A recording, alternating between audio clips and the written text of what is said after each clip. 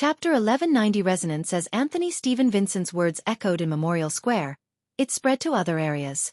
The Lowanese citizens who participated in the mass were both moved and sad, feeling warmth in the midst of their depression. In a different square, different choirs began to chant the hymns. The ethereal and holy voice seemed to echo deep in everyone's heart. Full-faced above the land stood the crimson moon, and sweet it was to dream of themselves, of child and wife and parents, but evermore one. Unknowingly, everyone felt their spirits being cleansed and their spirituality naturally released. They seemed to have entered a dream and were strolling in a quiet darkness. Their children were sleeping here. Their parents, their wives, their husbands, their friends, and the deceased were no longer suffering. They no longer had any pain. Their expressions were peaceful and gentle. We look upward into the night sky, we tenderly say her name, ever-night goddess. If she heard us, she would surely agree, smiling with purity at the dead. Come, rest and sleep well, my children too.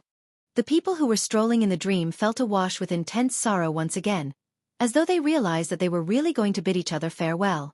They recalled all the beautiful memories from the past.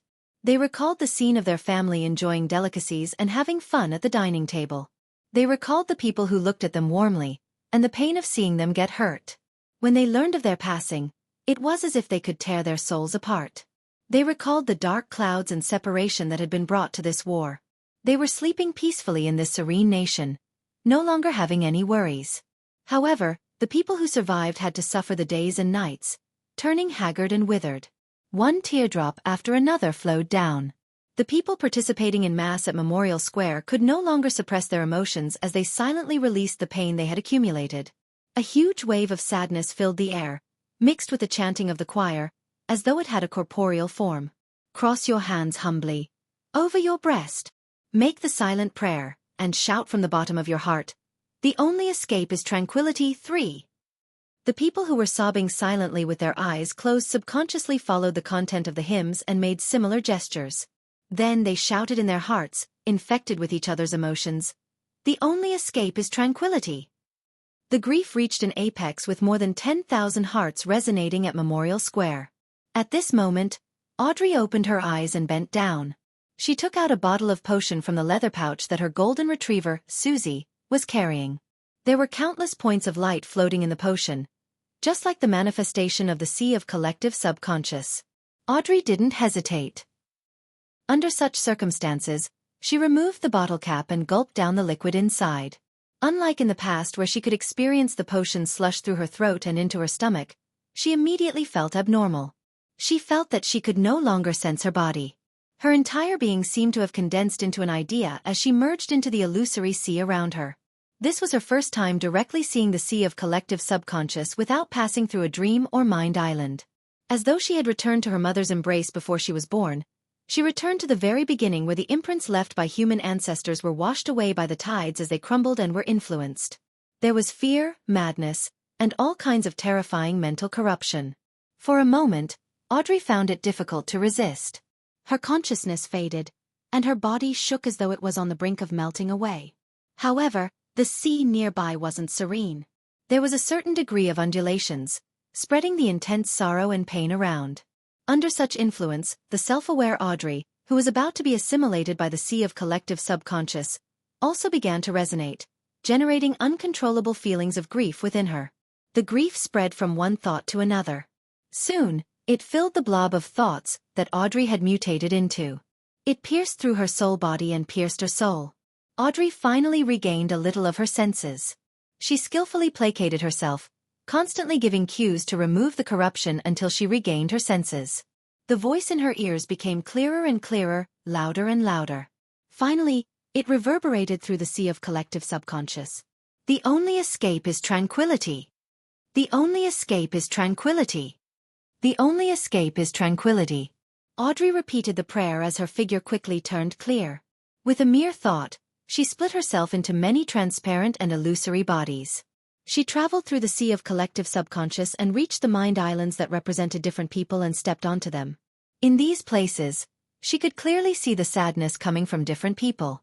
The bombshells that came from the sky, the airship that made up a fleet, the letters spelling bad news sent from the front lines, blood and flesh splattering in front of them, and the person who they loved suddenly collapsing in front of them, the pile of toys that no longer had an owner, the fit of coughs that came from the great smog. The only escape is tranquility. The golden retriever, Susie, also shut her eyes in Massachusetts. She used the human language to recite those words in her heart, but she failed to notice any changes in her surroundings. Suddenly, in her soul, in her body of heart and mind, Audrey's voice sounded. Susie, I succeeded. I've always been worried that I'll become more and more indifferent as my sequence increases due to the potion's effects, that I'll become more and more like a mythical creature instead of a human. Susie raised her head in confusion and saw that although the blonde girl's eyes were tightly shut, tears had unknowingly covered her face. Then she heard Audrey say in her heart, "Thankfully, I can still feel their sorrow. How nice." In Susie's eyes, teardrops fell from the corner of the blonde girl's eyes. It was crystal clear. At this moment, the sun's final ray of light was swallowed. The night brought about tranquility. Everyone opened their eyes and said in a calm voice, "The only escape is tranquility." After crying without restraint, the bright, cheerful Audrey's mood became heavy. She became a little sensitive and a little sad. It made everyone who saw her feel a sense of love from the bottom of their hearts. Under all kinds of protection, she returned to Empress Borough and returned to her room. Only then did she have the chance to seriously examine herself and digest the knowledge and experience she gained from the sea of collective subconscious.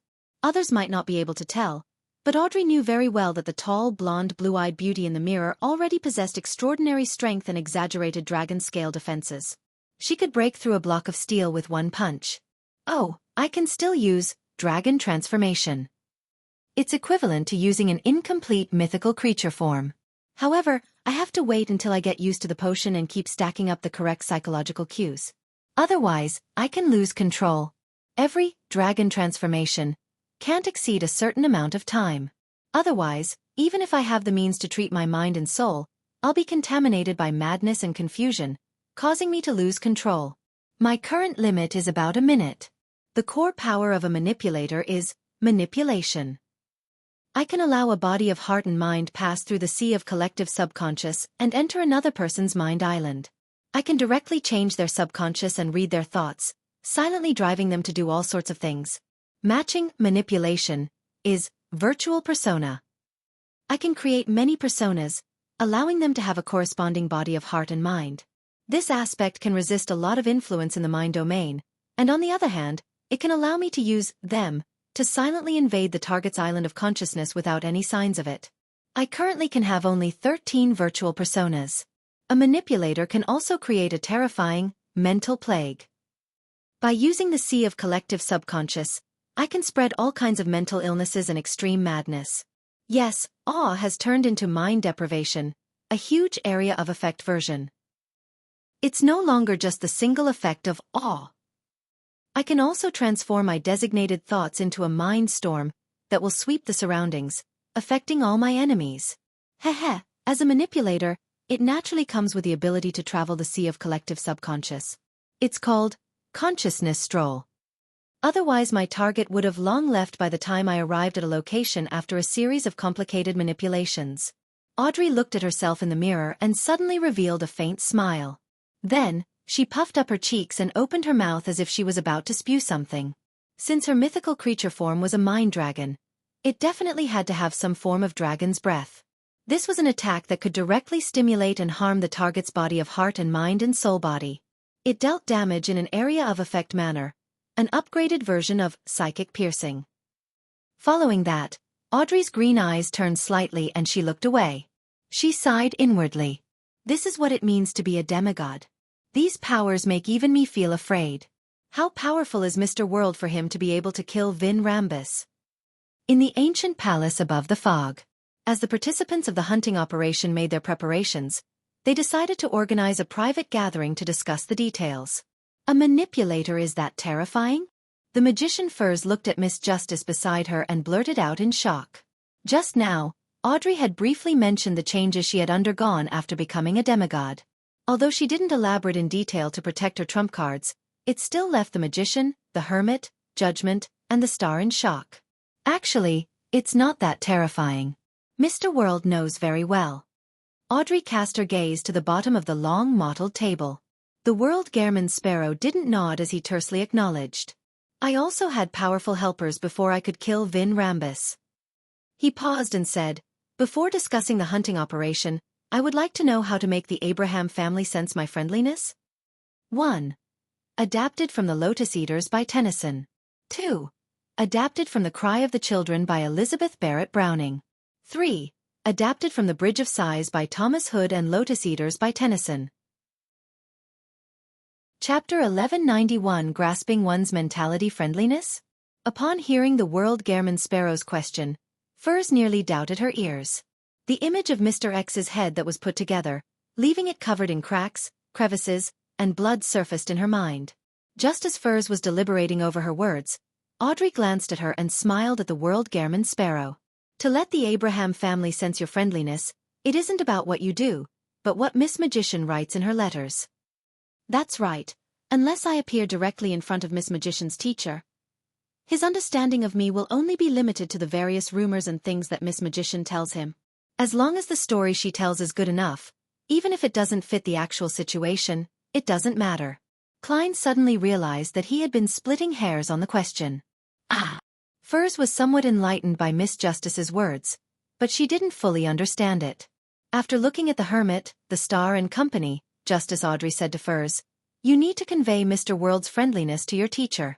For this, you can fabricate some stories and not tell him the truth." "Then what should I say?" Furs asked for advice. This wasn't because she wasn't good at making up stories. On the contrary, this was what she was most adept at. However, the problem was that writing a novel that was well received was different from a story that could convince people. If she could get a senior psychologist's advice on the latter, it would undoubtedly be easier. Audrey had already thought of the details of the letter before she opened her mouth. She replied unhurriedly, "It's obvious that your teacher has already noticed that you've rapidly advanced, and because of Mr. X's death and all sorts of sensitive issues, he has a certain level of doubt and vigilance regarding the Beyonder circles that you've participated in." "Yes."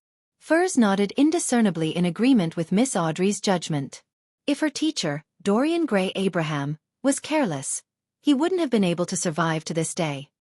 He would have long been caught by the Aurora Order or died in the hands of other powers who were interested in the Abraham family.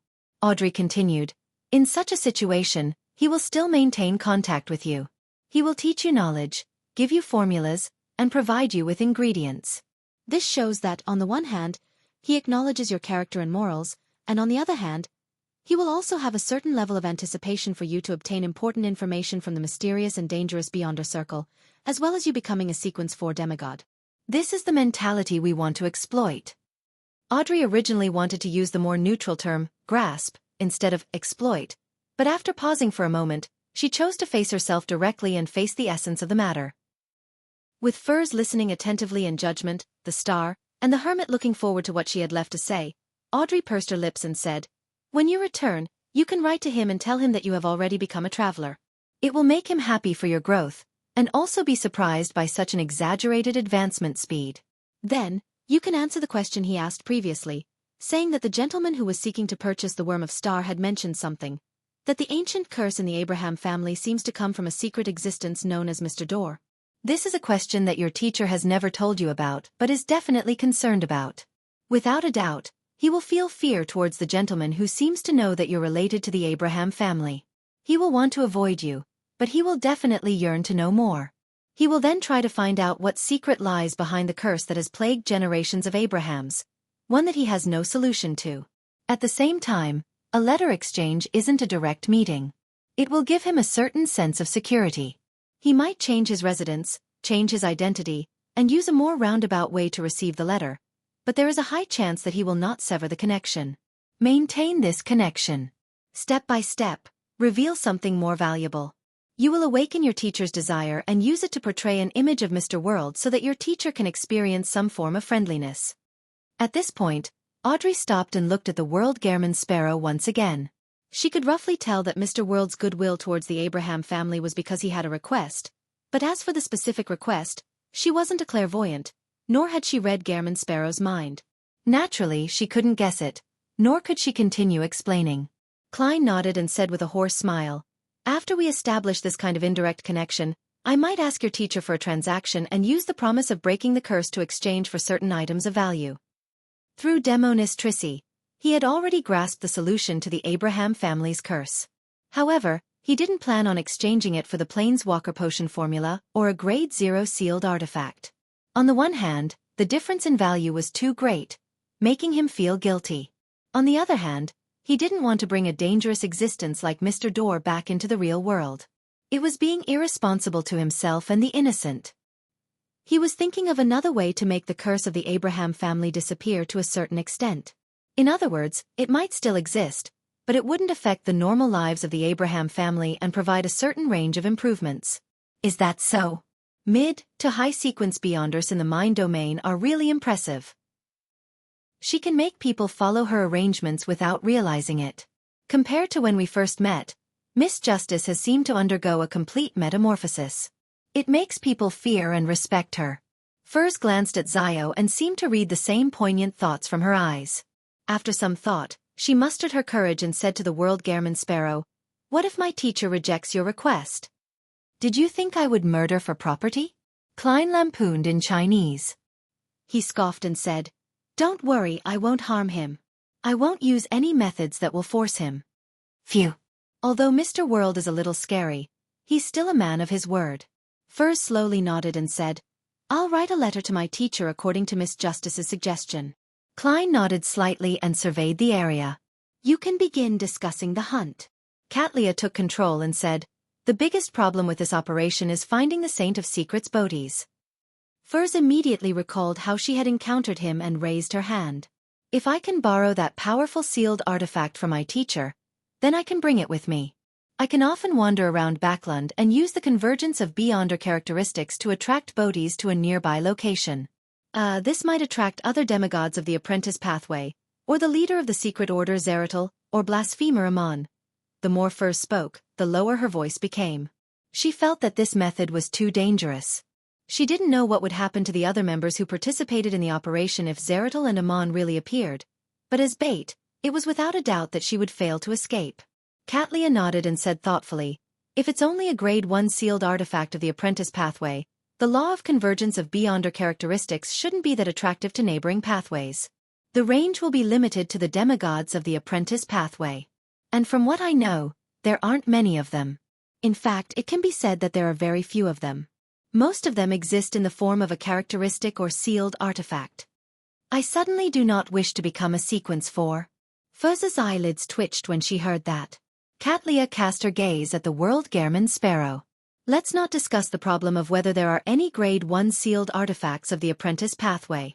If we want to let the Saint of Secrets and Miss Magician bump into each other, the prerequisite is that he is also in Backland. He mustn't be that cautious and often goes out."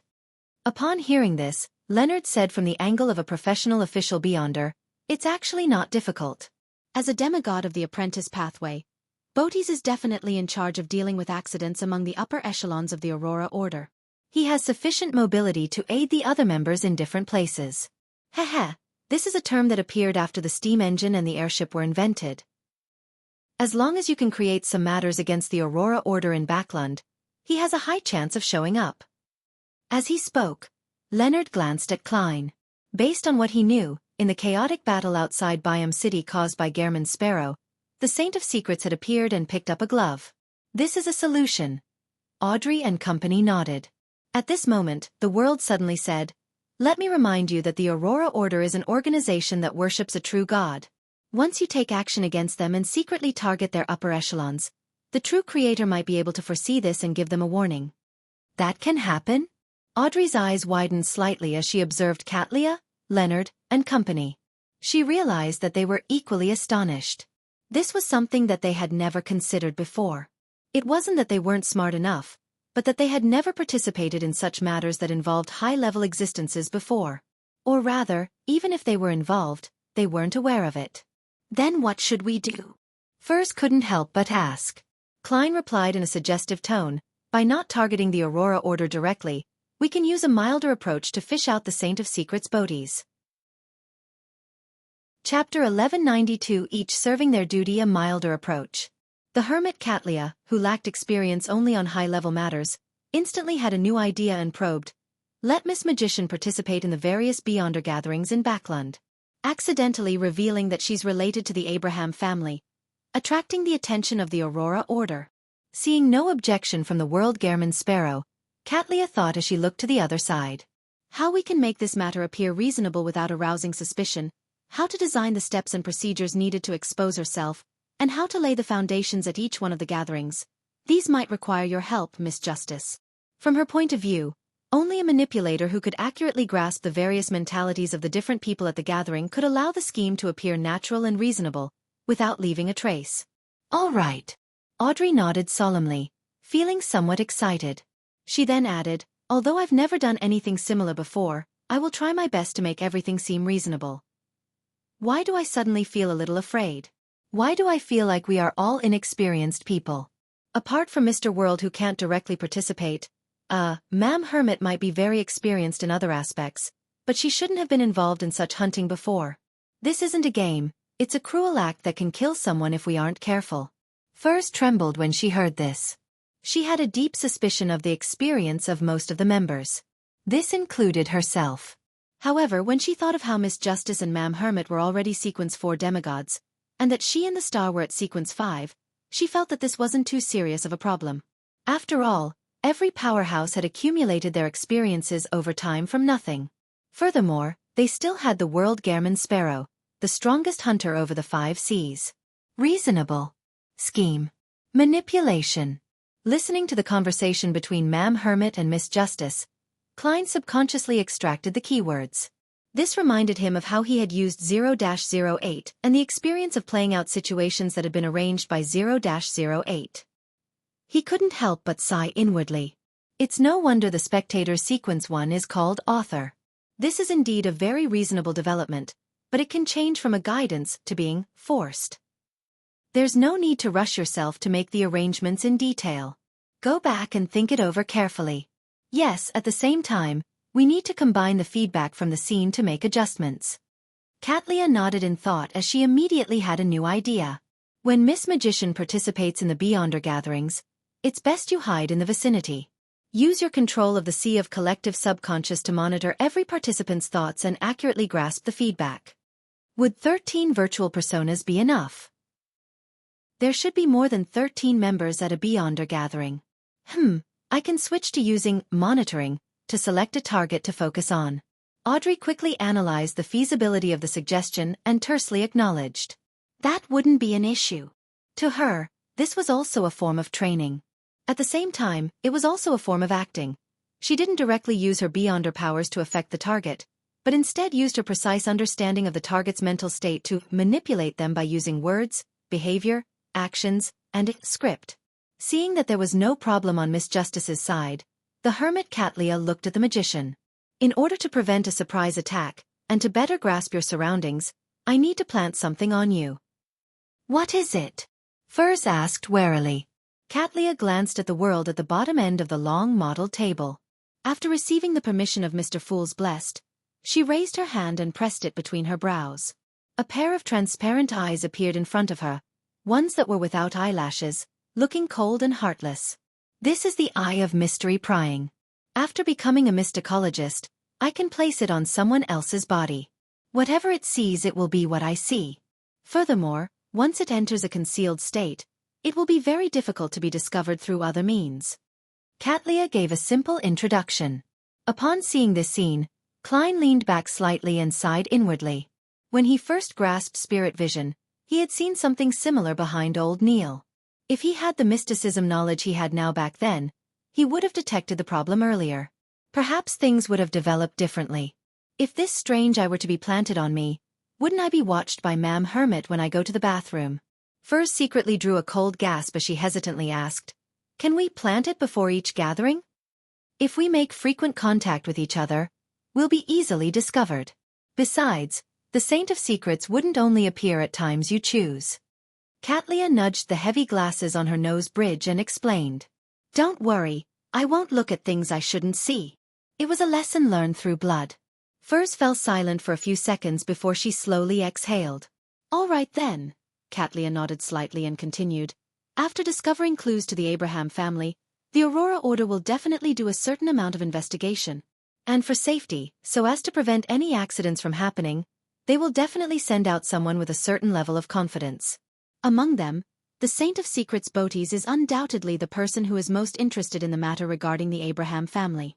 In addition, Backlund isn't suitable for a King of Angels main body to be active in, so the probability of him appearing is the highest. At this moment, the star Leonard, who was leaning against the back of his chair, raised his hand and said, "Not necessarily." According to the information we have gathered, the Aurora Order has other high-ranking members in Backlund, Saint Tenebris. After Mr. A disappeared, he came forward to organize certain matters. When the time comes, the person responsible for tracking the clues to the Abraham family might very well be him, not the Saint of Secrets.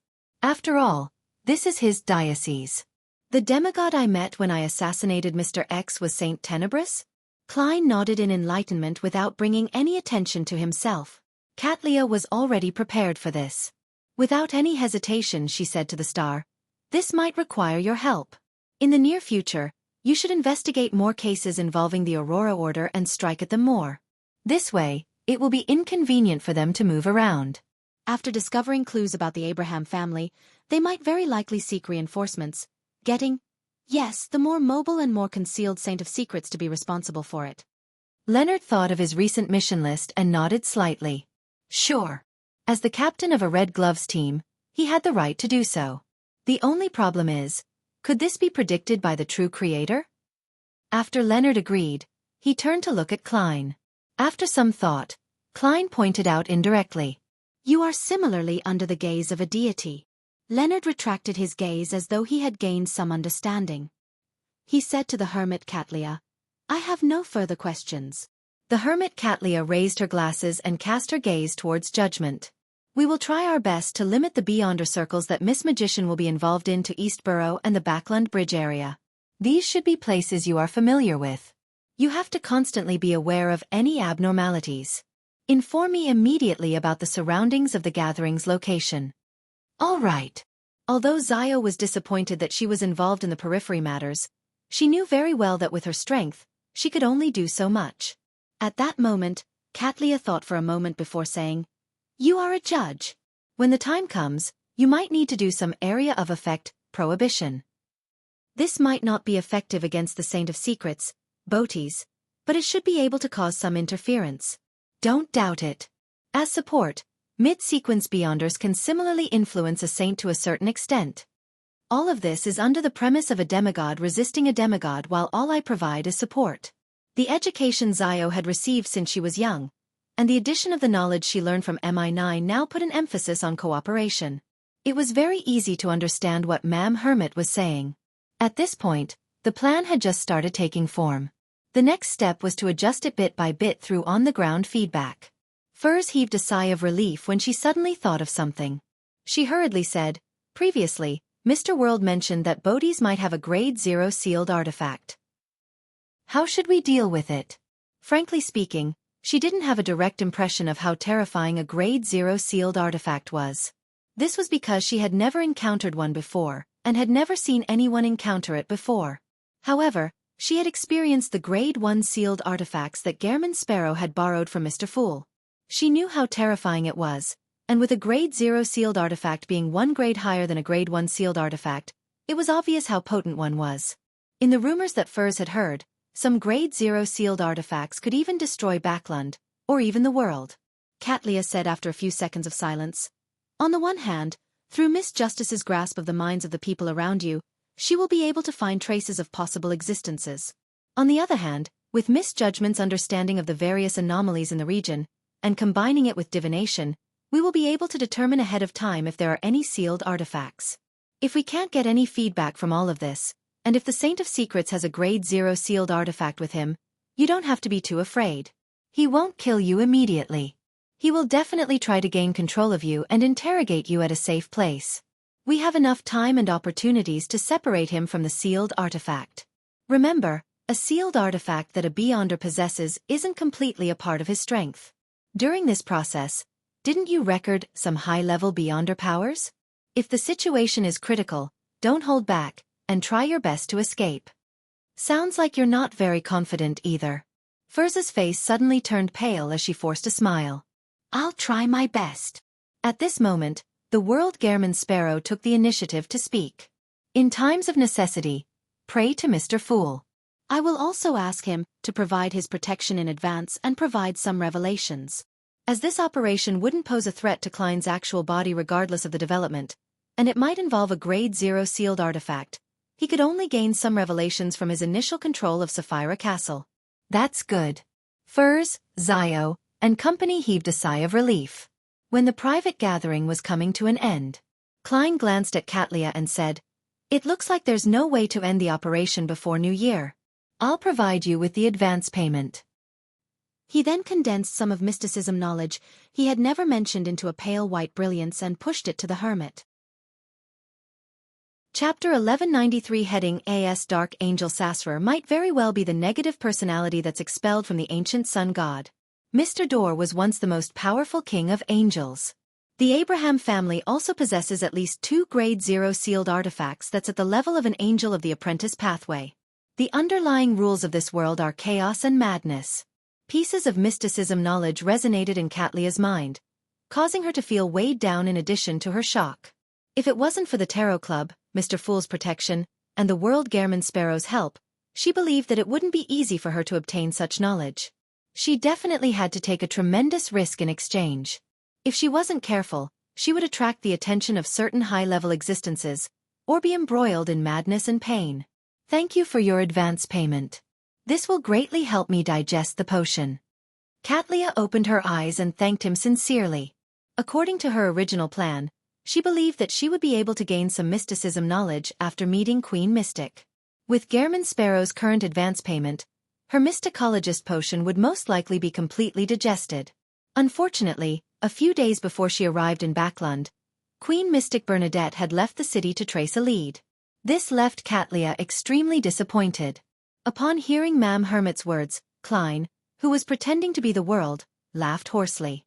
A price is exacted for what's bestowed. As his voice echoed, he nodded at the two ladies, Justice and the Magician, indicating that he was also directing those words at them. After the private gathering ended and the members left Sapphira Castle one by one, Klein stood up and walked back to the seat of honor from the bottom end of the long mottled table, to the seat belonging to the Fool. He leaned back into his chair and propped his elbow on the armrest as the void beside him rippled and formed halos. These were prayer lights that came from puppets controlled by a historical projection that Klein had summoned. They had existed before the gathering, but the corresponding area had been hidden from the rest, so no one could sense it. It was only now restored to normal. He cast his gaze at the rippling light and expanded his vision into the distance. In the real world, a dark mountain stood erect. There was a mountain hole at the mountainside that extended downwards.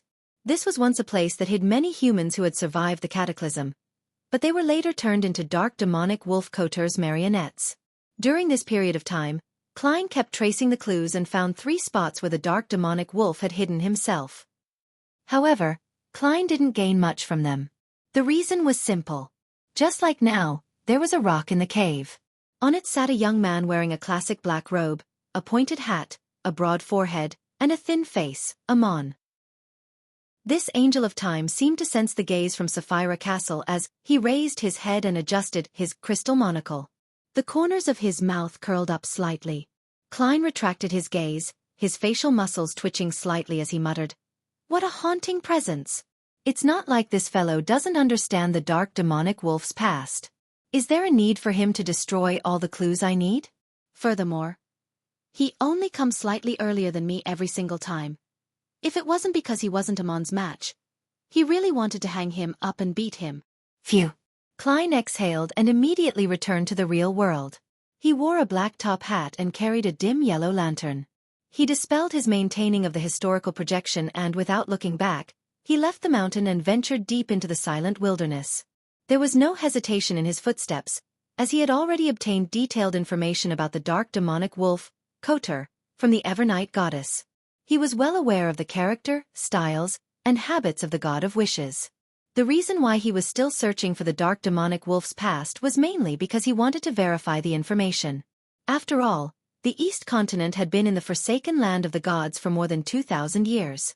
The dark demonic wolf had escaped the Evernight goddess's attention for a sufficiently long period of time, so it was very likely that some abnormalities and changes in character would occur. If he made a plan following the intelligence provided by the Evernight goddess, there was a small chance that he would make the mistake of launching a surgical strike using an outdated map. Under the tremendous pressure from the true creator and Amon, the chances of the dark demonic wolf transforming isn't low. Perhaps it has even turned abnormal or half-mad because of the excess stress.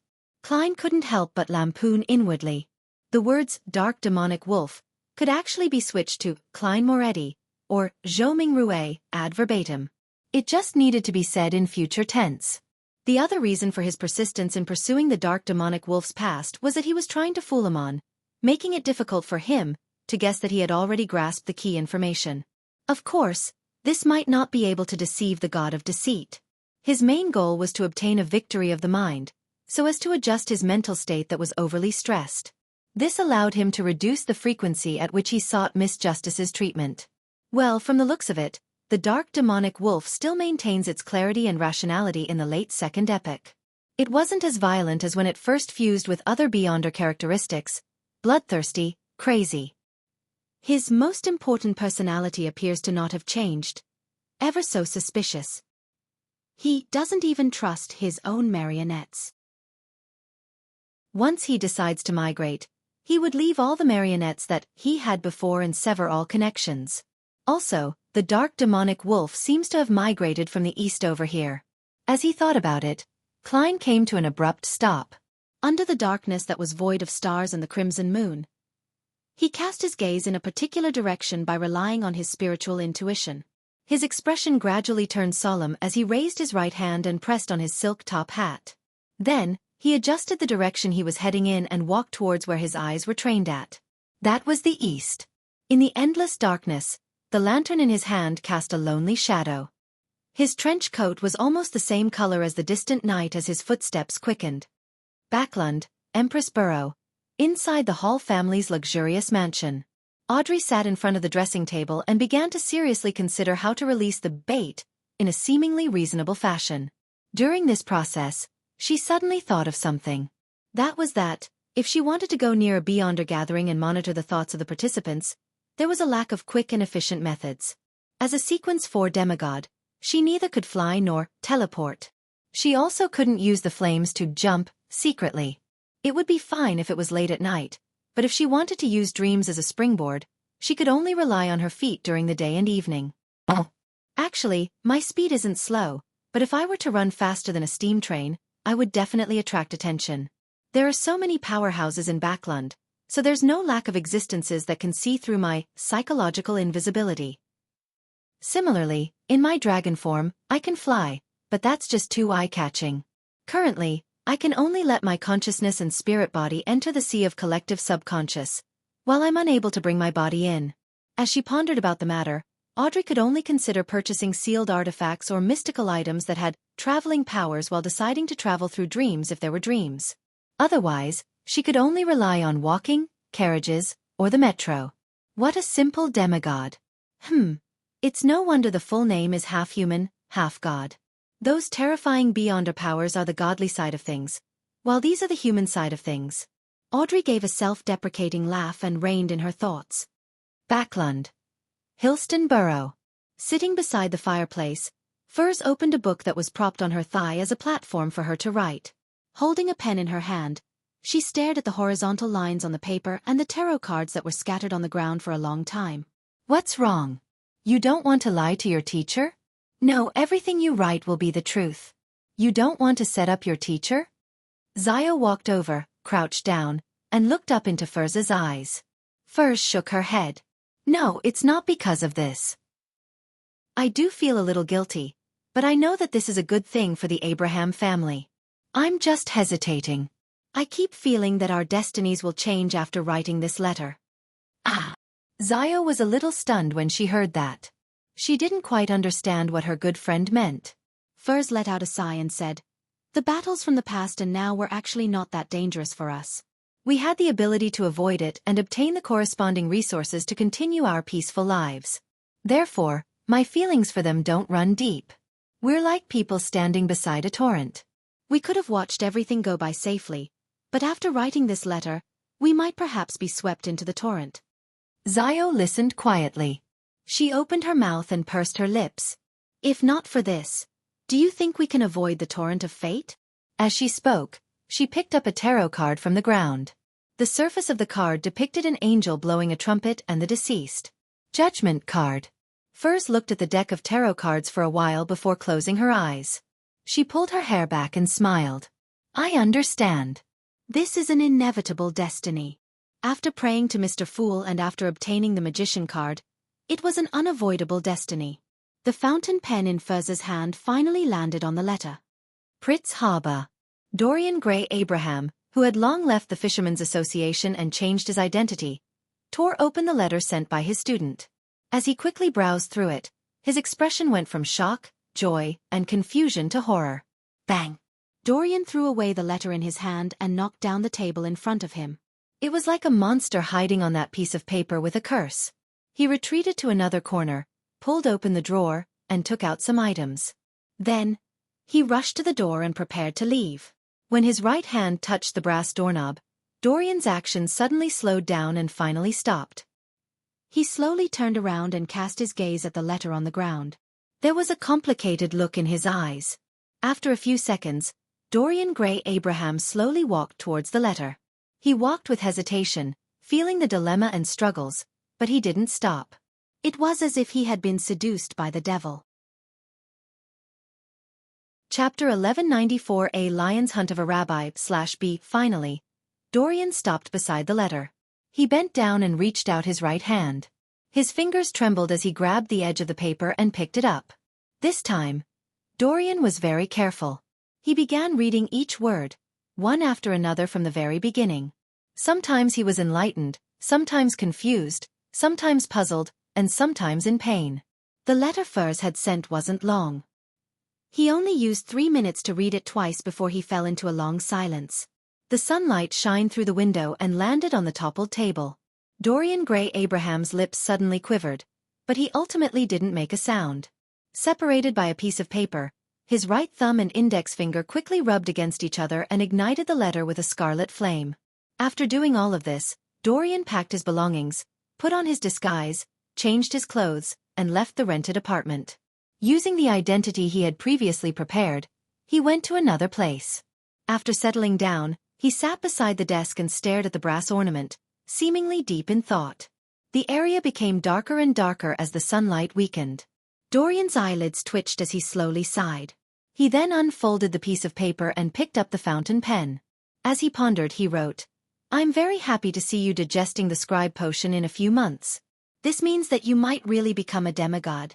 These are the key points to take note of while acting as a traveler, at least the ones that I know of. However, you have to remember that everyone's personality is different. There will always be some differences in acting in real life, so you can't copy blindly. This doesn't mean that the acting principles of others are wrong, but that it might lead to a huge conflict in your heart, affecting your mental state. Sometimes, you can make appropriate adjustments to slow down the speed at which the potion is being digested, but it will only be beneficial to you. You have to remember, acting is a tool, not something to lord over you. I look forward to the day you completely digest the traveler potion. I will prepare the corresponding ingredients and a present for you. I'm very interested in the matter of the Abraham family's curse mentioned by that gentleman. I think you should have noticed long ago that I have done a certain degree of research on such matters. Otherwise, you wouldn't always ask me about such matters. I hope you can continue to learn about this matter at a deeper level." After writing the reply, Dorian Gray Abraham closed his eyes and quickly folded the paper. January 1351, Backlund's new year was much bleaker than before. In a basement in Westborough, there were a few candles flickering with yellow flames, illuminating the surrounding altars, chairs and round tables. At the edge of the light, in a place that was extremely dark, a figure appeared indistinct. At times, it would sway, sometimes stretching into a thin entity that didn't have any thickness. It was like a shadow that came alive. Suddenly, the figure said in a deep voice, "You arrived earlier than I expected." Beside the candle, a figure quickly appeared in the spot illuminated the greatest by the light. It was a man dressed in a mysterious black robe. His brown hair was slightly curled, and his dark, deep eyes seemed to contain countless objects. He was none other than one of the 5 saints of the Aurora Order, the Saint of Secrets, Botes. Botes smiled and said, "To me, distance is not a problem." He pulled a chair and sat down before saying to the long and narrow shadow, Have you investigated thoroughly? Did you find anything unusual? The shadow that nearly slinked into the shadows answered in a low voice. There aren't any problems. Really? At the confirmation of the question, Bodhi's instinctively had doubts. Kisma, could this be a trap? The Aurora Order's Saint Tenebris, Kisma, slowly shook his head and said, the target is very careful. It's definitely not a case of deliberate exposure. If she wasn't seeking to purchase an ancient wraith's cursed item, we wouldn't have been able to sense that she might be related to the Abraham family. Saint of Secrets Bodhi seemed to be in thought as he said, an ancient wraith's cursed item. This is one of the main ingredients of scribe. I remember that the Abraham family does have a spare Asmon's brain. They aren't willing to directly provide a scribe beyonder characteristic, hoping to carry out some tests. It's indeed the style of the Abraham family. To put it simply, they don't have enough trust in others. Saint Tenebris Kisma didn't echo Bodhi's words as he continued. Even if she was seeking to purchase the main ingredients of the scribe potion, we wouldn't have noticed any problems. After all, not every believer knows the corresponding mysticism knowledge. But she even mentioned some questions related to Apprentice and the Abrahams. She was really cautious in this aspect. The circle of beyonders from which she sought to purchase materials from and the one she asked questions weren't the same. Different matters were left to different circles. Furthermore, at times, she would hire other participants to help her make requests. If it weren't for the fact that we have our people in those few circles and were able to combine the intelligence, we wouldn't have noticed her. Saint of Secrets Bodhi's nodded slightly and asked, why didn't you just take action? You even came to me? In the shadows, the darkness stirred and replied slowly. The situation in Backland is getting more and more tense. The Nighthawks, the mandated punishers, and the machinery hive mind are carpet sweeping the area, one spot after another. We're being watched very closely. If I were to handle this matter, it would be fine if there weren't any accidents. However, if an accident were to happen, I might not be able to escape due to not having grazed a secret sorcerer. Besides, aren't you the one who is most interested in the Abraham family? Bodhi's chuckled and said, I'm not interested in them at all. I just want them to all die. To ensure my own safety, the most important thing is to nip revenge in the bud. This is the philosophy I abide by. As he spoke, the Saint of Secrets took out a crystal ball from his black robe's pocket.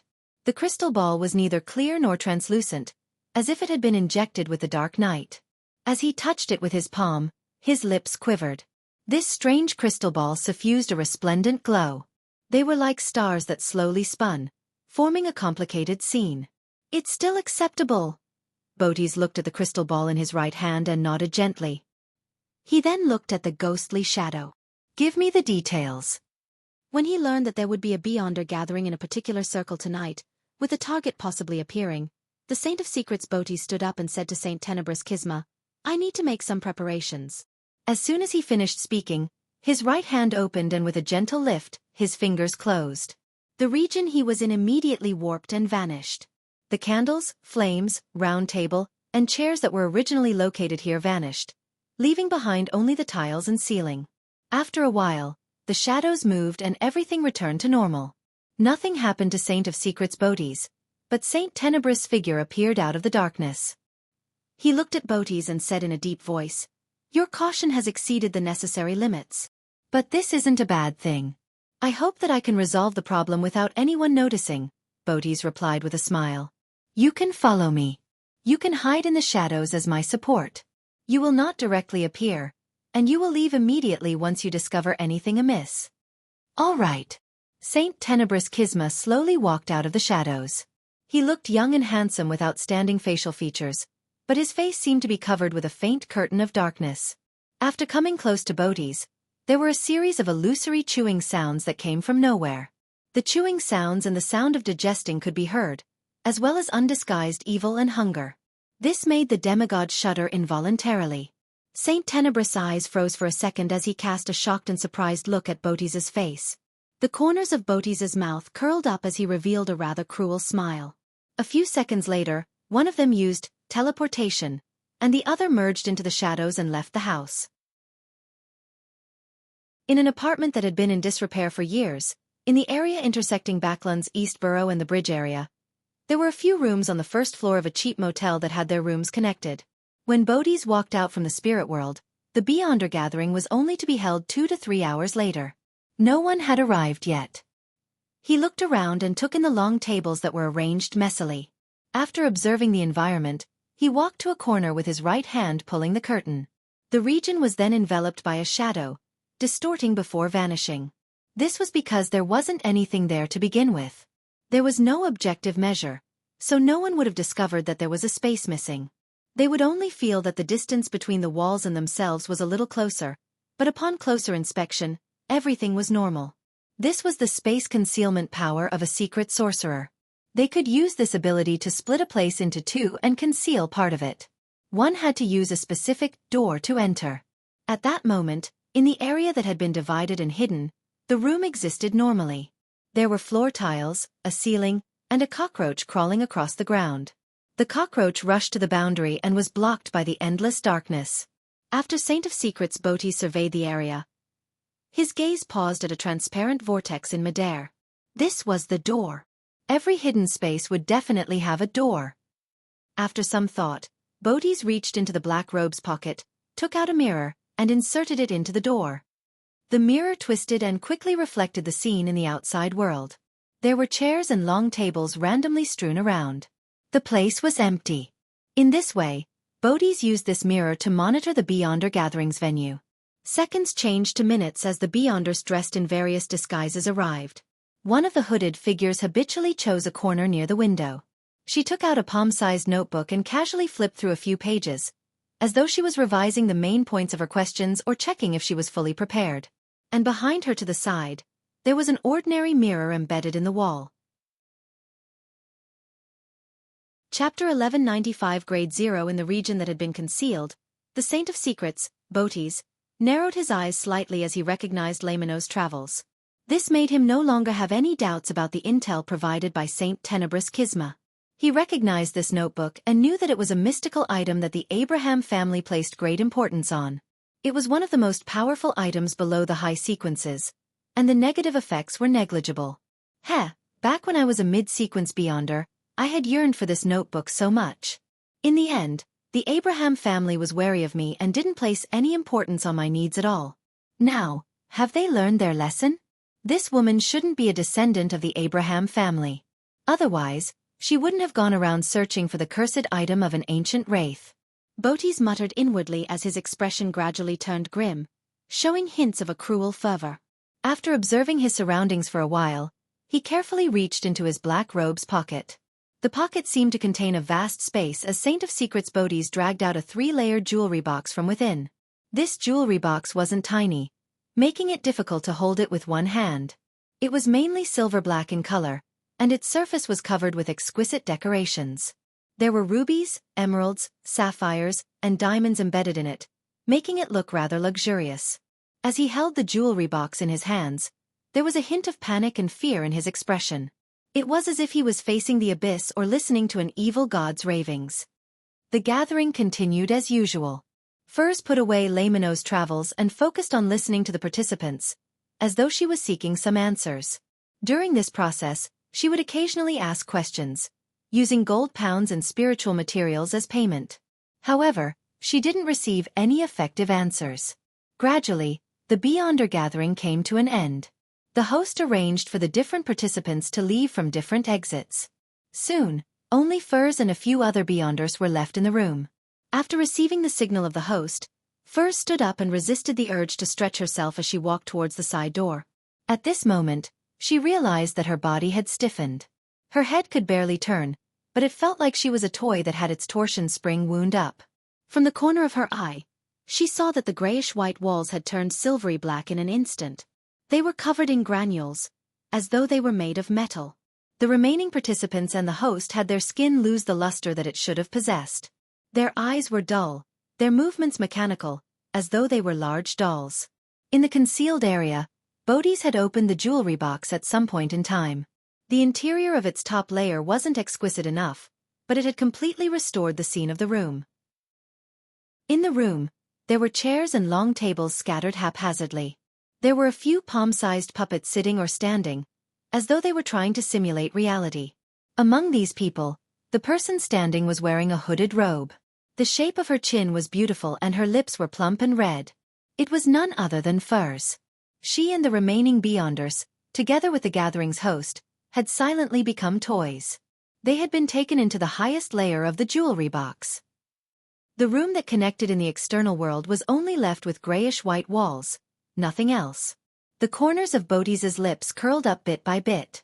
With his right hand, he closed the lid of the jewelry box. In just a single breath, he had magically controlled his target. This silver-black, three-layered jewelry box was the Grade 0 sealed artifact that he had snatched from the Abraham family. As it had never been obtained by the Orthodox churches, nor was it ever deeply understood, it didn't have a corresponding number. According to what Bodhi's knew, this jewelry box originated from an Abraham family angel from the fourth epoch. He enjoyed roaming the cosmos and heading to different places in the vast universe. However, once, when he returned to his family to rest, he died silently in his palace. His face was filled with fear, and his expression was twisted as if he had seen something extremely terrifying. A true mythical creature, one that could be considered a subsidiary god in the second epoch, had actually died silently without causing a stir. The death was extremely bizarre. The Beyonder characteristic he left behind combined with his corpse, forming the jewelry box that was quite different from the other kind of sealed artifacts. And back then, Mr. Dor Bethel Abraham not only didn't attempt to shatter it and restore it to a pure Beyonder characteristic, he had even given it a rather strange name, Box of the Great Old Ones. The first level of the Box of the Great Old Ones could turn the target's location into toys and switch locations with its interior. Bodhi's had used this trait to easily achieve his goal. The second level of the Box of the Great Old Ones recorded different locations. Once it was released, the holder and the living beings within its effective range would head directly to the corresponding region. They would then wander around the cosmos like the angel from the Abraham family back then, exploring the universe. As for what was on the third level of the Box of the Great Old Ones, Bodhi's knew about it but didn't dare to think about it. It was just like how he usually didn't dare come into contact with this Grade 0 sealed artifact. Smack! After closing the lid of the Box of the Great Old Ones, he grabbed the mirror that was embedded in the transparent vortex that was suspended in midair with his right hand.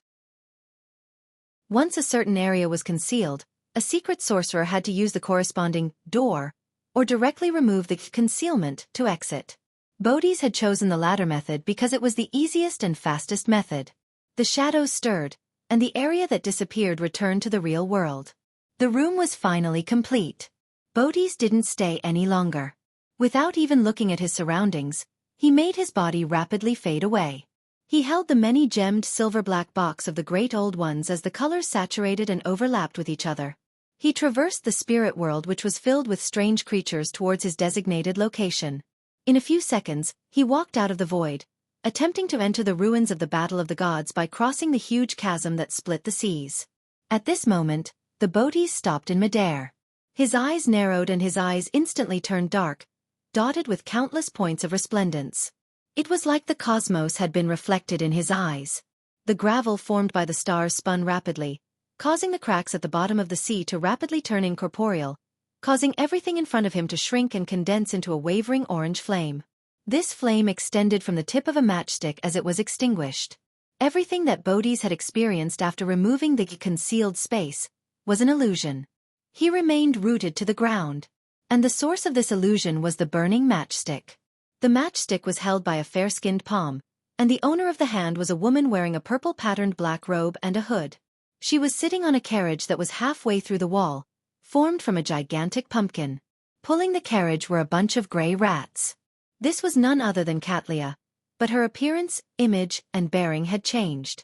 This was the power she gained from the magic of Cinderella.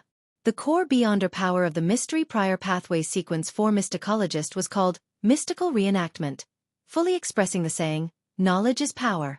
To put it simply, a mysticologist could draw power from different mysticism knowledge they grasped, and create all sorts of magic or witchcraft. As for the corresponding mysticism knowledge, the less that was known by others and the less it spread, the more powerful the spells became. The contrary could also be established. Once some knowledge and legends were known to many and no longer mysterious, the magic or witchcraft created by drawing on its powers would become almost ineffective. Katlia had no idea why the queen could create all kinds of magical powers that were rich in magical colors from the private fairy tales that Emperor Roselle had told her, but that didn't hinder her learning and usage of them. After all, she had heard of those fairy tales from Queen Mystic. The magic she had used it to temporarily transform and disguise herself was called Cinderella.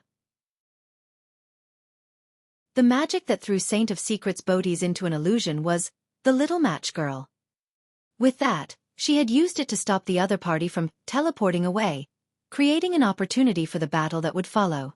Just as Bodhi's had extricated himself from the hallucination, the Cinderella, who was sitting in the pumpkin carriage, placed her foot on the ground and spread out her arms, causing a huge cross to appear behind her. As for Katlia, she seemed to be carrying an illusory object. In the empty room, candlelights lit up, one after another, illuminating a long table covered with flesh and blood. Around the long table were three extremely blurry figures holding the globs of flesh as they constantly devoured the food. As if sensing something, the three figures turned their heads at the same time and looked at Bodhi's. This Saint of Secrets' heart raced as he felt a chill rush out from deep within his soul. He then heard illusory gnawing, chewing, and digesting sounds. He could feel the undisguised malice and hunger. Bodhi's eyelid twitched.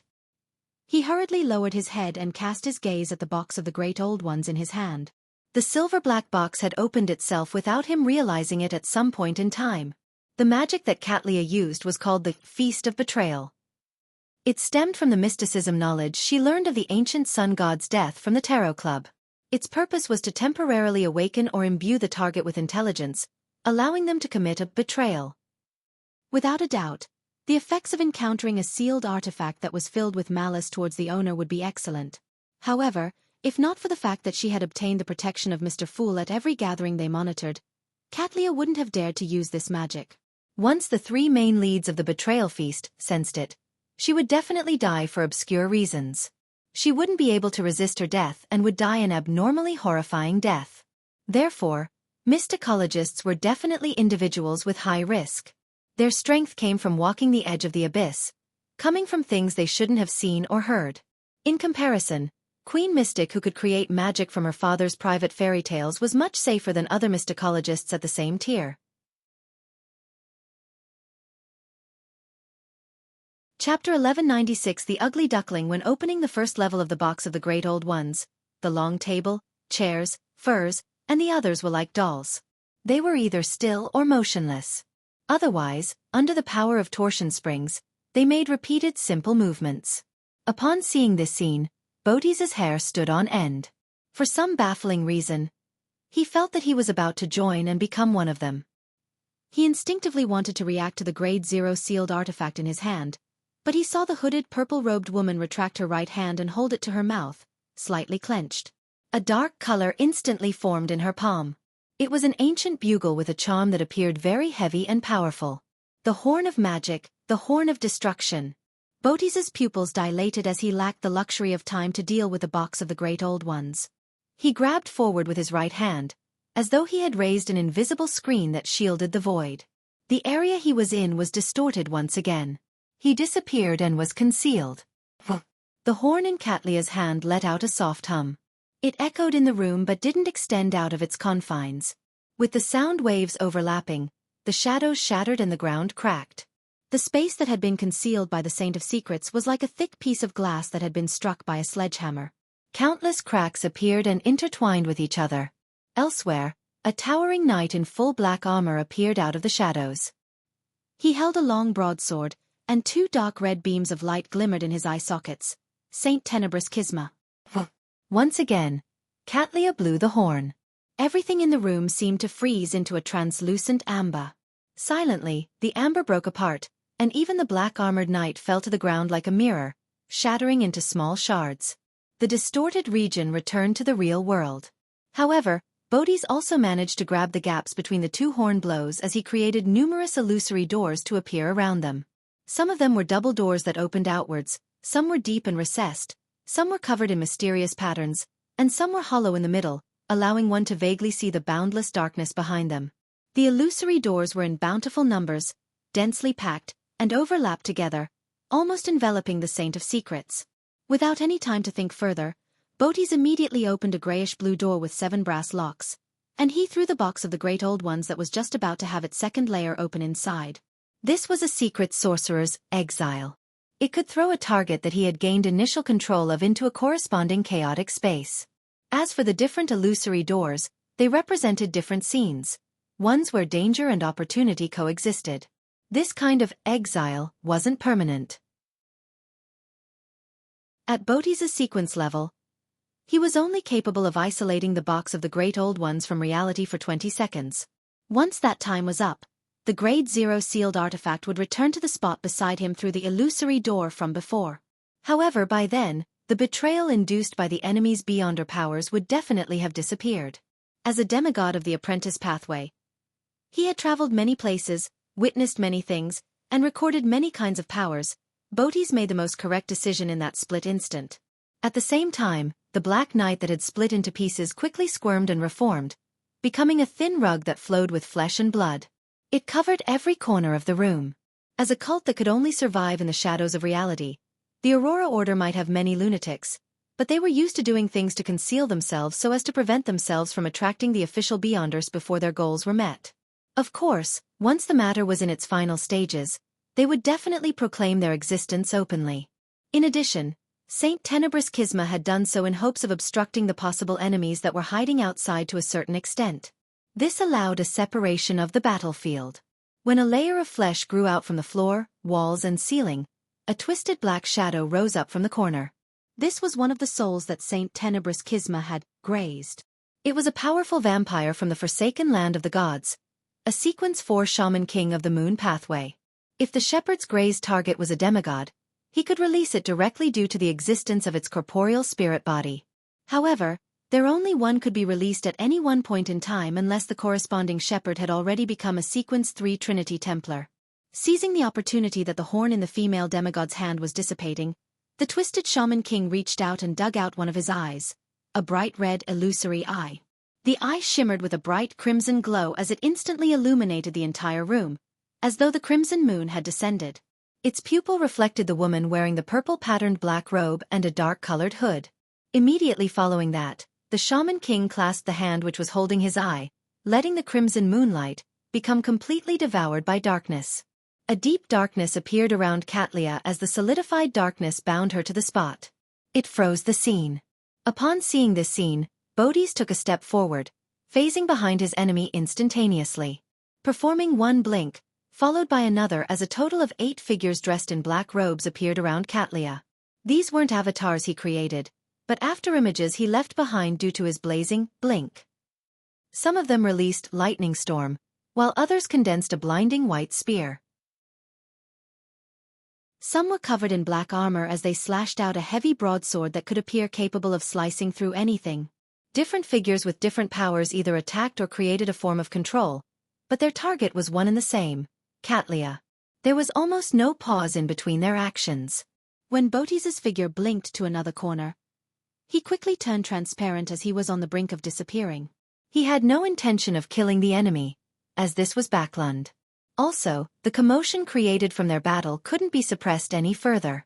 Once it affected the outside world, official angels might descend.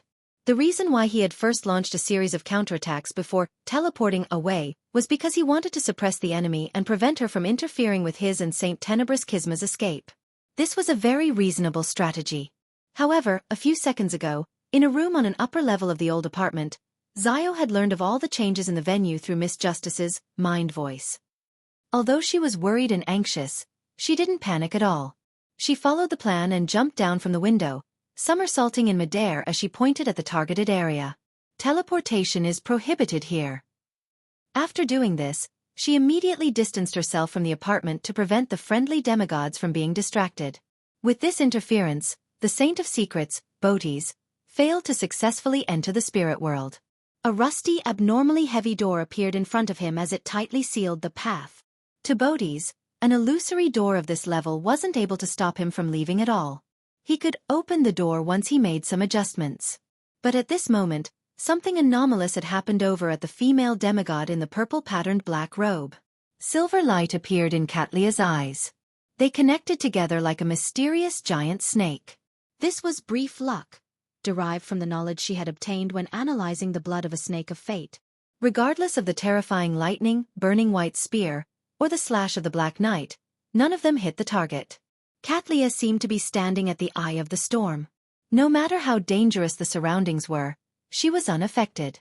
Those attacks and the attempts at control either narrowly passed her by or were cancelled out by friendly forces.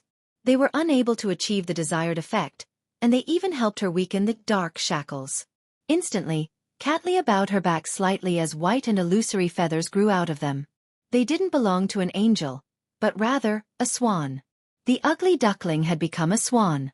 As for what a swan was, to a Sequence 4 demigod, the answer was obvious. It was an incomplete mythical creature form. And the ugly duckling could also become a swan. This was a powerful magic that could allow a mysticologist to reveal their incomplete mythical creature form once a day, with each instance lasting 10 seconds. The surface of Katlia's body immediately cracked open as flesh and blood gathered inside, forming eyeballs with clear blacks and whites. The countless eyeballs coldly scanned their surroundings, as though they were manifestations of multifarious knowledge.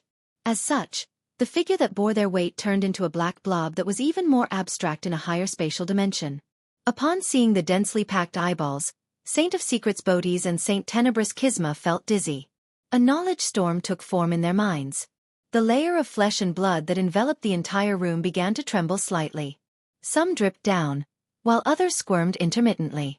At this moment, an unimaginable aura pierced through the barrier formed from flesh and blood, pouring into the first floor of the dilapidated apartment and enveloping every corner of the apartment. At the same time, Saint of Secrets Bodhis and Saint Tenebris Kisma were shocked. Their bodies, souls and minds were in an uncontrollable state. This was dragon might, which had undergone a qualitative change, mind deprivation. Seizing this opportunity, the black blob, that was covered in cracks and eyes, condensed a spear in front of it. The spear appeared ancient in style. From the tip to the handle, it was dyed in blobs of blood-red splotches. It emitted a mighty destructive aura and a bloody feeling, as though it had once hurt a mighty existence.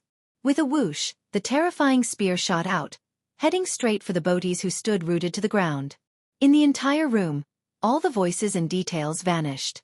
Even the dragon might that filled the room suddenly disappeared, leaving behind only the bloody spear tip and Bodhi's body, as well as the constantly shrinking distance between them.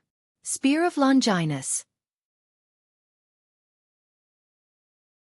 Chapter 1197. Mind Storm. The blood-stained spear that seemed to come from an ancient time that couldn't be traced had absorbed the entire room's presence, stabbing straight into the body of Saint of Secrets Bodhis. The brown-haired, firm-bodied Bodhi's figure faded away, turning into a pair of black double doors. At the same time, he appeared behind the door, placing himself in a separate world from the terrifying spear as he looked at it from afar. In the next moment, the spear that was stained with red blood pierced through the black door and bore into the space where Bodhi's was. Bodhi's figure kept retreating, constantly transforming into one illusory door after another. Some of them were made up of 2 winding stone golems, while others had a fist-sized hole by the gaps of the door. Some were embedded with silver nails, while others were covered in mysterious patterns. One after another, they were layered repeatedly, extending to an infinite number. Without a sound, the spear of Longinus tore through the illusory doors without stopping at all. It didn't allow Saint of Secrets Bodhis to find a chance to escape. In less than a second, the blood-stained spear that emitted a strong sense of destruction had shattered countless illusory doors. After it suffered a decline in its aura, it finally stabbed into its target's chest. Countless cracks instantly appeared on Bodhi's body, as if he was a ceramic object that had fallen to the ground. With a cracking sound, the Saint of Secrets turned pitch black as he disintegrated into pieces, scattering all over the ground. This didn't seem like his actual body, but more like his shadow. This was the shadow substitute spell he had recorded from a certain Sequence 3 saint under the true creator. Of course, without the layers of doors weakening the spear of Longinus, he believed that it was very likely that his shadow together with his body would have shattered together. After narrowly dodging this strike, Bodhi's endured the dizziness and shock brought about by Katlia's incomplete mythical creature form as he made a gigantic, scaleless silver snake appear in his eyes. This gigantic snake was so large that it filled Bodhi's eyes. Its surface was filled with dense patterns and labels formed by one mystical wheel after another. Its head connected to its tail as it merged with countless illusory rivers, turning into a blurred, surreal, and slowly spinning gear. Around the round gear were all sorts of symbols that represented different futures. Suddenly, The black fragments that had yet to disappear on the ground flew up one after another and reorganized themselves on the spot, restoring Booties. The ground that was stained with dark red blood quickly retreated from the numerous illusory doors until it returned to the distorted black blob. The strong, fearful atmosphere receded like the tide and left the room. The black blob, that was covered in cracks and eyeballs, squirmed and restored itself, turning back into a purple-patterned black-robed woman with a hood. Everything returned to the point before the ugly duckling magic was used. Reboot of Fate. This was one of the rewards given to Saint of Secrets Booties for crushing the Abraham family. He was allowed to record the sequence 1 beyond her power from the Angel of Fate, Ouroboros. Of course, there was definitely a huge gap from the original version. It could only reboot reality for 3 seconds, and it was limited to the space of a tiny room like this. It wasn't even able to affect the entire first floor of the apartment. The moment reboot ended, the prepared Saint Tenebrous Kisma immediately took action. The grazed twisted shadow that stemmed from a sanguine count spread open its arms and made a gesture of embracing the crimson moon. The darkness around Katlia surged, instantly forming illusory but firm black chains that bound her to her spot. The flesh and blood that covered the ground, walls and ceiling gathered together rapidly, turning into a knight covered in black full-body armor. He held a heavy greatsword in his hand and looked extremely oppressive. In the gap of the Black Knight's visor, 2 dark red beams of light flickered and instantly locked onto the hooded woman beside the pumpkin carriage. The shadow beneath Katlia's feet suddenly came alive as it grabbed her ankles. Like a water current that had its water level rising, it gripped her tightly. Black Knight, commandeering shadows. Then, the gigantic knight that was almost reaching the ceiling as though he came from mythical legends rushed to a spot not far from his target with a single step. He cleaved down with the heavy, long broadsword. Elsewhere, a silver illusory book in the eyes of Saint of Secrets Booties flipped rapidly. It then stopped at a single page. With that, Booties reached out his left hand and grabbed the pumpkin carriage across a distance of 20 to 30 meters. He then grabbed at the mysterious woman in a purple-patterned black robe. His arm suddenly grew longer, and its surface was black and sticky, as if it was flowing with an evil liquid. Amidst the liquid, pale skulls and eyes with pronounced blood vessels grew out, including sharp teeth and tongues. All sorts of strange things grew out, causing extreme evil and extreme madness to spread rapidly through the area. In the room, the ground instantly cracked and the few cockroaches that were still alive collapsed to the ground. This was an attack from a particular state of abomination Sua. Back outside Biome City, Saint of Secrets Booties had been attracted by Tinder. It appeared as though he only watched from the sidelines for a while before picking up the item and leaving immediately. But in fact, he had been desperately trying to record the powers or states of the high-level existences. After failing numerous times, due to the frequent blessings of fate, he eventually obtained what he wanted. Of course, during that battle, he only managed to record 1. Under this evil and pitch-black arm, Katlia's consciousness was tainted with madness. For a moment, she was unable to respond effectively. Together with the shackles of darkness restraining her shadow, she could only stand rooted to the ground as she watched Saint Tenebrous Kisma's greatsword slash at her while Saint of Secrets Booties reached out his left hand to grab at her. At this moment, the flesh and blood walls in the room that separated the interior from the exterior was gone. An invisible and abrupt wind stirred up. The moment the wind appeared, it grew violent and swept towards the Saint of Secrets' and Saint Tenebrous hearts. Manipulator. Mind storm. Not only was he not surprised or flustered by the chaotic thoughts, Booties even had the corners of his lips pull up as he smiled. As the switch for the reboot, he naturally remembered that the demigod riding the pumpkin carriage had a helper of the same level hiding outside the apartment somewhere. The reason why he placed his focus on the enemy on the surface was to lure out the hidden demigod.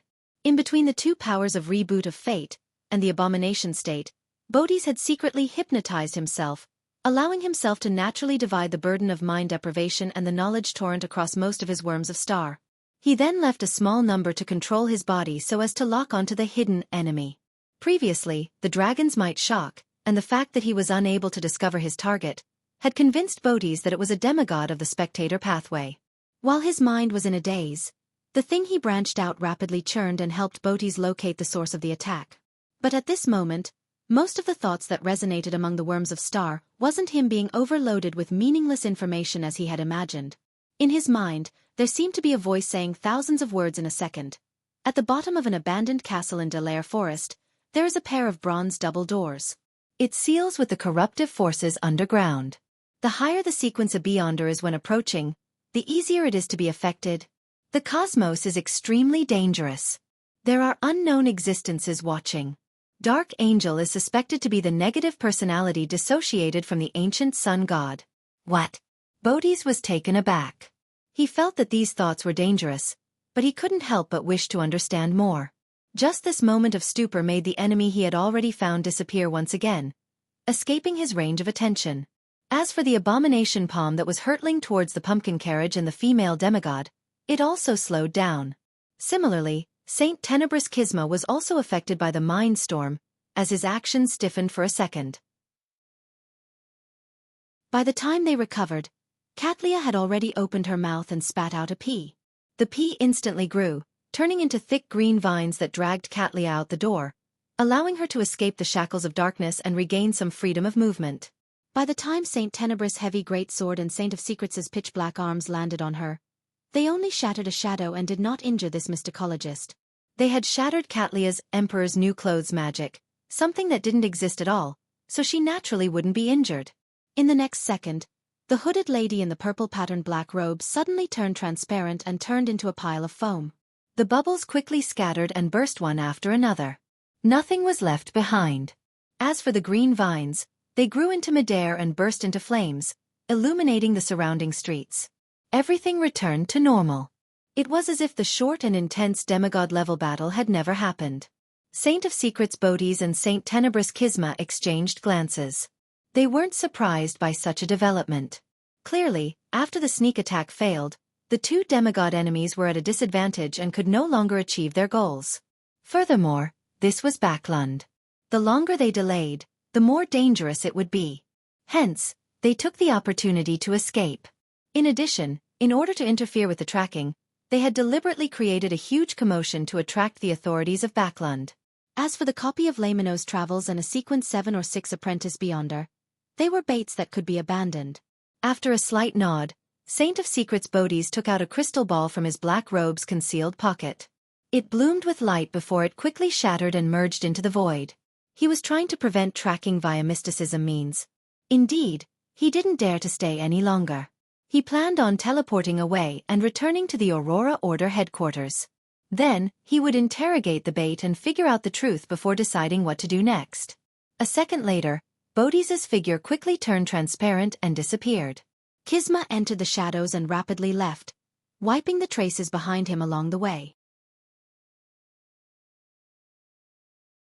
Chapter 1198 Frenzy. The Saint of Secrets, Bodhi's, began to traverse the spirit world the moment he entered, heading straight for the easternmost front of the Sonia Sea, the ruins of the Battle of the Gods. At this moment, his thoughts blurred. His body turned and left the spirit world through another place. By the time Bodhi's received a warning from his spirituality and had regained control of his own thoughts while feeling tense, what he saw was a bare forest with nearly all its leaves scattered. There was no one around, and the crimson moon hung high in the sky. As a former traveler and astrologer, he immediately identified his location and found that he was still in Backlund. However, he had moved from the city to a remote area in the suburbs. At the same time, he also understood what had happened. It was unknown when his mind world had been infiltrated with someone else's consciousness. At the critical moment, it affected his thoughts and changed his destination. That spectator pathway's demigod. I didn't realize it. Bodhi's pupils dilated as a silvery white illusory book appeared. The book flipped to one of the pages. Bodhi's immediately raised his hand to grab at his glabella. He grabbed a ball of darkness from the island of consciousness and threw it into his shadow. His shadow was separated from him as it twisted to a stand, revealing a female silhouette. Black Night. Shadow of Deprivation. This was an ability that Bodhi's had recorded from Saint Tenebrous Kisma. It could separate one's depraved thoughts into a shadow and form an uncontrollable independent creature. Bodhi's used it to erase the consciousness that didn't belong to him and escape the influence of the manipulator. At the same time, this was also Bodhi's counterattack. As long as the hidden spectator pathway demigod couldn't quickly resolve this shadow, the thought she had fractured would gradually become independent, turning her half-mad and even causing her to lose control. Once he was done with the latent mental problems, Bodhi's didn't hesitate to escape the enemy's predetermined battlefield and teleport elsewhere. However, at this moment, his mind suddenly turned frantic. He felt that the entire environment was making things difficult for him, and his anger could no longer be contained. As the silver book flipped in front of his eyes, the entire forest collapsed with a loud bang. The black shadow almost collapsed into a ball. After his bout of mania, Bodhi's mood dropped to a nadir. He couldn't lift his spirits with regards to anything. He felt that he was useless, a burden to others and even the world. Mental plague. In the previous battle, Bodhi's had already been infected by mental plague, and it had finally acted up. The reason why Katlia first used the little matchgirl magic wasn't only because she wanted to interfere with Bodhi's teleportation, but also because she was helping Miss Justice conceal any traces, allowing her virtual persona to infiltrate Bodhi's mind world without triggering his spiritual intuition. A seed of mental plague was planted secretly without triggering it. It was precisely because of this that when the sneak attack failed, Katlia and Audrey dared to initiate the contingency plan.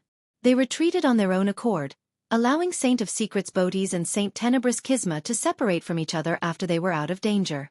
Katlia's final igniting of the final green vine appeared to create a huge commotion to attract the attention of the official Beyonders, making the enemy abandon their pursuit, but in fact, it was to force the Saint of Secrets to leave as quickly as possible. This way, he didn't have the time to carefully examine and check his condition at a deeper level. Hence, at the critical moment of his teleportation, he had his thoughts changed by Audrey's virtual persona. He came directly to the outskirts of Backlund, an uninhabited kill box which the Tarot Club had chosen. And once he finished off the manipulator's virtual persona, the eruption of mental plague came right on the heels of that. In fact, if he had used Reboot of Fate earlier, he definitely would have been able to return to a state where there were no latent problems. However, he only decided to use this trump card when he was nearly killed by the Spear of Longinus. And by that time, his mind world had already been infiltrated for far more than 3 seconds. He was dispirited and depressed, trying his best to resist his mental illness. It was at this moment that he saw a bunch of surreal yarn balls appear out of the void in front of him. At the back of the yarn ball, the bright-colored yarn extended into an infinite distance. Following this line, Katlia, who was wearing a purple-patterned black robe and a dark-colored hood, walked over from the spirit world and appeared in front of the Saint of Secrets, Bodhi's. She was unable to track down enemies that had done some level of interference, but she could establish a connection with the predetermined battlefield. She could trace Justice Audrey's virtual persona. The moment she arrived, Katlia closed her eyes and formed a phantom image that fell towards an invisible coffin. The already depressed Bodhi's instantly felt extremely exhausted. He couldn't help but close his eyes, wanting to collapse. Sleeping Beauty. On the other side, Audrey's virtual persona, which hadn't fully turned independent, was like a dark shadow, bringing with it a sense of depravity. She raised her hand and pinched her forehead. Her pupils silently turned vertical. They were pale gold and cold. Bodhi's mind instantly exploded as bubbles of light appeared on the surface of his body. Within the bubbles, rays of starlight condensed into insects with their heads and tails fused into the void. Psychiatrist. Frenzy. This could completely trigger the target's emotions and even cause him to lose control. Bodhi's had already been infected with mental plague and was in an extremely abnormal state. Following that, he was affected by Sleeping Beauty magic and was in an extremely dispirited mood. Frenzy now triggered everything, immediately making it difficult for him to control himself as he showed signs of losing control. Seizing this opportunity, Katlia opened her eyes, raised her right hand, and rapidly formed a handful of spinning star sand in her palm. The forest beneath the night became even darker. The crimson moon disappeared from the sky as stars appeared one after another. They were densely packed and dazzling. The stars scattered their rays of light, forming a magnificent pillar of light that enveloped the area around Saint of Secrets Bodhi's and his surroundings. In the midst of the shock, Bodhi's became a little more awake. His figure rapidly turned into a blur as he kept blinking, creating more than 10 afterimages in the forest. However, he could not escape the starlight's envelopment, nor could he teleport away. One by one, the starlight melted and dissipated the different Bodhis. Finally, there was only one person left genuflecting, propping up his body with one palm as he struggled. Bodhi's body was in shambles. His eyes were already dark red, and he appeared to be on the brink of insanity. When the starlight was in its final moments, he blinked and dodged the follow-up attack of Audrey's virtual persona. Then, he kept blinking and created doppelgangers beside Katlia and Audrey's virtual persona. One of his doppelgangers grabbed with his left hand, distorting the area where Audrey's virtual persona was located. He concealed it in a bid to restrain the enemy. As for his other doppelganger, he spread open his arms and summoned a thick pillar of light surrounded by holy flames, letting it blast down into the concealed space. During this process, Bodhi's other doppelganger had secretly removed the concealment of space. Hence, as soon as the shadow corresponding to Audrey's virtual persona was freed from the restriction, it was enveloped by a holy pillar of light, quickly melting away. In his blinking state, Bodhi's could use Beyonder powers at a speed faster than normal, but he couldn't sustain it for long. This was something that was achieved via using his numerous worms of star. Elsewhere, the Saint of Secrets, Bodhi's, was also attacking Katlia. He had used various powers, and in the short span of a second or two, he had inundated his target with a barrage of attacks. This forced Katlia to constantly use the Emperor's New Clothes magic to avoid it. She was momentarily unable to counterattack and was in grave danger. A few seconds later, Bodhi's blinking finally slowed down. The mania in his heart also eased. At this moment, grayish-white and heavy scales suddenly appeared outside the forest. They were faintly discernible, as if they were forming an extremely oppressive behemoth. In the dark night where the crimson moon was obscured, a nearly invisible stream of breath swept down from top to bottom, enveloping Bodhi's and Katlia. The two demigods felt as though they were struck by lightning as their psyche was torn apart. Their spirit bodies seemed to be penetrated. The breath of a mind dragon. With his mental state already in a terrible state and having used a couple of his trump cards, Bodhi's mind went blank. As the flashes flashed before his eyes, his body couldn't help but tremble. As for Katlia, she was carrying the moon paper figurine that she had obtained from Furs. This helped her bear the burden of psychic piercing once. Although it was unable to completely eliminate the effects of mind dragon breath, it could help Katlia recover faster. This meant an opportunity in a battle at the demigod level. In just a second or two, Katlia's eyes returned to normal. As for Audrey, who was in her dragon form and hiding in the darkness outside the forest, she cast another mind deprivation on Bodhi's. Without any hesitation, Katlia raised her right hand and condensed the terrifying spear that was stained with fresh blood. She threw it at the Saint of Secrets, Bodhi's. This time, Bodhi's could no longer dodge or resolve the situation. His chest was pierced through by the spear of Longinus. His body stiffened for a moment before it rapidly collapsed, turning into countless dazzling worms of star. Some of these worms of star vanished directly, while others devoured each other. Some of them fused into a distant spot, forming a new Bodhi's. There was no longer any rationality left in his eyes. His body was continuously collapsing, revealing an incomplete and extremely weak mythical creature form. At this moment, an illusory door appeared beside him. It was grayish-blue that had 7 brass locks. The illusory door quickly opened as it spat out a 3-layered jewelry box, embedded with various gems. The box of the great old ones which had been exiled had returned. With a crazed look in his eyes, Bodhi's caught the box, revealing a cruel and bloodthirsty smile as he tried to open it. The 3rd level.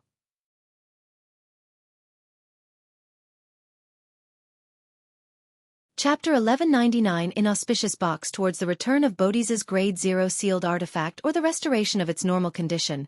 The hermit Katlia and Justice Audrey had made a preliminary plan. After all, they weren't confident at killing a demigod in such a short period of time. If not for the fact that Bodhi's had fallen into a trap having suffered the lethal blows of mental plague, sleeping beauty, and frenzy, and putting him into a crazy and incoherent state, he actually had many opportunities to teleport away without being stopped. In that case, Katlia and Audrey could only wait for Bodhi's to return to a safe house and release Furs. Once the Eye of Mystery prying provided them feedback, they could remotely create an opportunity for Miss Magician to summon the historical void projection. At this moment, facing Bodhi's, who was on the path towards losing control with no way to reverse it in his crazy attempt to fully activate Grade 0 sealed artifact, Katlia and Audrey, one right in the middle of the scene and the other hiding outside the forest, simultaneously took the same action. They took out a translucent dark charm and recited a word in Jotun, star. This was a teleportation charm. Following the patterns, labels, and symbols of the record on the layman's travels, Klein had made a charm himself. Since Sapphira Castle could mobilize the powers of the Marauder pathway, there was no reason not to respond to the pleas of the apprentice domain. As for the materials needed for the charms, be it mysticologist Catlia or traveler furs, the both of them had a certain level of understanding towards it. There was no need for Mr. Fool to teach them. When the two of them teleported away with the triggering of the charm, having plans to come back after a minute or two to confirm the situation, there was a cruel smile on Botis's face. His eyes were filled with madness as his actions suddenly stiffened. No matter how hard he tried, he couldn't open the third level of the box of the Great Old Ones. It was extremely heavy, as though it was enveloped and suppressed by layers of forces. There was no way to activate it. This made Botis feel like he was attempting to open a new world, not a box. In an instant, he sensed something, and the madness in his eyes disappeared. Extreme astonishment and fear arose in him. Tick-tock, tick-tock. Wisps of light slid down from Botis's body. When they touched the ground, they transformed into insects formed from resplendent starlight. The insects' bodies were bent into a semicircle, forming a magical glow that resembled illusory doors. At this moment, his incomplete mythical creature form suddenly collapsed and disintegrated in an irresistible manner.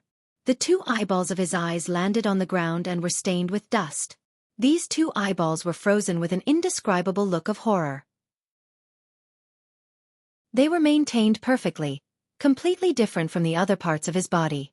A Sequence 4 secret sorcerer died just like that. Pah! The box of the Great Old Ones, which had a silver-black surface with many gems embedded in it, dropped beside Botis's eyes, just like a jewelry box commonly seen in aristocratic families. Above the grey fog in the ancient palace, Klein heaved a sigh of relief as he lowered the sea god's scepter in his hand in puzzlement. He was just moments from activating the power of Sapphira Castle, and using the level of an angel to conjure lightning storm. He wanted to prevent Botis from opening the third level of the box of the Great Old Ones, but the Saint of Secrets' mutually destructive counterattack had failed to succeed. He encountered an unexpected failure from the very beginning. After Zio left the first battlefield, she immediately followed the plan and prayed to Mr. Fool.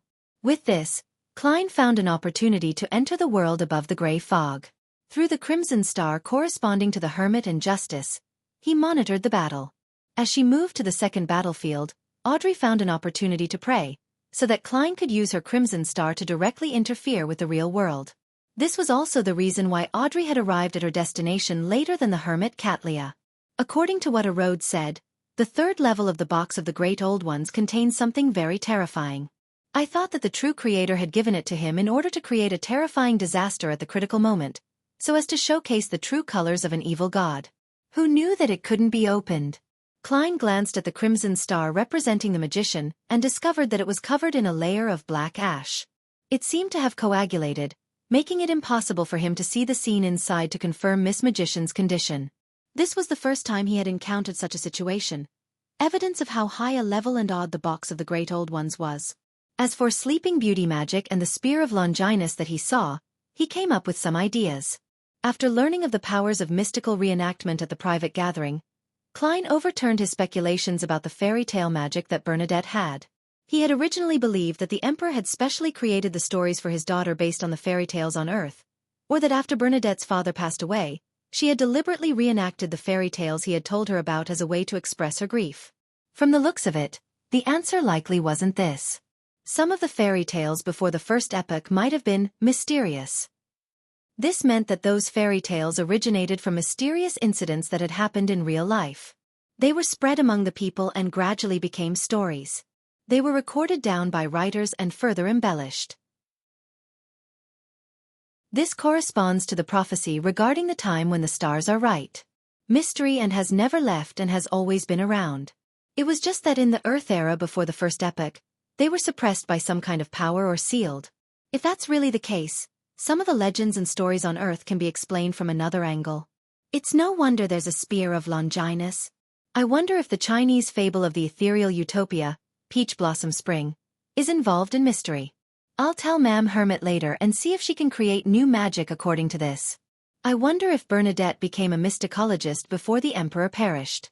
If she did, it's hard to say if these fairy tale magics were created by the Emperor, a sequence 1 Beyonder of the Mystery Prior Pathway, or by Queen Mystic Bernadette. But no matter what, the Emperor should have discovered that these fairy tales are also mysterious in his later years, and also that he could draw power from them. Well, there's no corresponding diary entry from Bernadette. I can't see the Emperor's reaction and his guesses. One of the reasons he insisted on going to the moon is to verify certain things. It's a pity that most of the myths are fake. There's no way to draw on their power. The novels of the internet era are the same. Klein sighed slightly as he leaned back into his chair and continued paying attention to the battlefield. In the collapsed forest, the hermit Katlia and Justice Audrey faced the abnormal changes suffered by Bodhis and tacitly gave up injecting their spirituality to use the charms. Despite maintaining her dragon transformation state, Audrey was still hiding in the darkness outside the forest, wary of any accidents or official demigods who might have sensed the commotion and come to investigate. As for the hermit Katlia, she was pushed to the spot where Bodhis had died by the wind. She carefully avoided the box of the Great Old Ones. Due to the fact that a scribe could use many powers, a demigod-level sealed artifact would often have extremely negative effects. Apart from the box of the Great Old Ones, Bodhis only left behind a black pocket which seemed to be part of his robe. Also, there was also the gathered Beyonder characteristic, 2 eyeballs, and about 10 worms of star. Most of the worms of star had been destroyed. Considering the horror displayed by the box of the Great Old Ones, as well as the fact that Bodhis was a high-ranking member of the Aurora Order and could be blessed by a god, Katlia didn't rashly pick up the items. She was afraid that an accident would happen, causing the situation to develop negatively. Previously, during the private gatherings, they had communicated with each other on how to handle such situations. That was, if they had the time and opportunity, they would first sacrifice the item to Mr. Fool and then distribute it above the grey fog.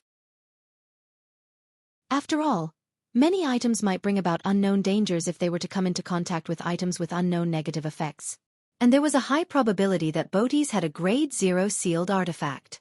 Sometimes, merely knowing the existence of a sealed artifact of this level was enough to cause a sudden death. According to what the Star Leonard had said, it was best not to come into contact with such sealed artifacts. It was best not to ask, describe, or pry into it. Only a true high-level existence could suppress them. Without any hesitation, Katlia took out silver candles and other ritual items from the various hidden pockets of her purple-patterned black robe. She then set up a simple sacrificial ritual. During this process, she pinched her lips, whistled, and created an invisible servant helper. It took about 10 seconds to set up the altar. After quickly reciting Mr. Fool's honorific name and using spiritual materials to open the door of sacrifice and bestowment, Katlia heaved a sigh of relief. She got the invisible servant to move the box of the Great Old Ones, the black pocket, 2 eyeballs, the gathered Beyonder characteristic, and the 9 worms of star over to the altar. With a whoosh, the items flew up and passed through the illusory door. When Katlia saw this, she immediately pinched her lower lip with her thumb and index finger, preparing to whistle once again to dispel the invisible servant. But amidst the whistling, the servant remained motionless, as though it had nothing to do with Katlia. The hermit Katlia's eyelids twitched as she clenched her right hand into a fist and pushed it to her mouth, preparing to use the horn of magic. At that moment, a blazing silvery white appeared out of nowhere at the altar. Layers of bolts of lightning formed a destructive storm that enveloped the invisible servant in the middle. All of this quickly calmed down as the mutated servant was completely destroyed. Katlia exhaled and lowered her head, sincerely thanking Mr. Fool. Then, she followed the ritual's ending procedure and packed her belongings. She used the Snow White magic, which was closer to a prophecy technique, to clear the scene of its traces. And at this moment, Audrey had already used the teleportation charm from before and left the scene. Katlia looked around, and considering that Mr. Fool might need something more ritualistic, she took out a card from her pocket and threw it in the middle of the collapsing forest. The card was half inserted into the soil, revealing the image of an old man holding a glass lamp and staff as he explored alone, the hermit of the tarot cards. Chapter 1200 Randomness. After a while, the space in the collapsed forest suddenly tore apart, revealing an illusory yet mysterious door. The door opened silently, and a handsome man with black hair and golden eyes walked out. He was dressed in a well-ironed suit, looking mature and elegant. Before he could examine the scene, he heard a loud boom. He could feel a violent storm blowing towards him, and he saw a middle-aged man with an imposing aura appear in front of him. The middle-aged man had rather obvious large earlobes. His hair was dark blue and thick, and there seemed to be countless bolts of lightning hidden in his eyes. He was the cardinal of the Church of the Lord of Storms, Archbishop of the Baklan Diocese, deep blue officiant Randall Valentinus. The clergyman in the black robe that was embroidered with storm symbols looked around and cast his gaze at the golden-eyed man. He asked in a thunderous voice, "Celt, what happened here?" Celt, the golden-eyed man, shook his head. "I just arrived too." Just as he said that, a mountain-like nearly transparent spirit body appeared in the void and placed a figure in midair. The figure was dressed in a long black, red-patterned bishop robe. His eyes were deep and he didn't have a beard. He was the person in charge of the Baklan Diocese of the Church of Evernight, Anthony Stevenson. After the gigantic spirit body completed its mission, it immediately shrunk and entered St. Anthony's mouth. At the same time, black long hair covered his face, and a translucent, drifting spirit appeared behind Anthony. It held onto his shoulder, preventing him from falling.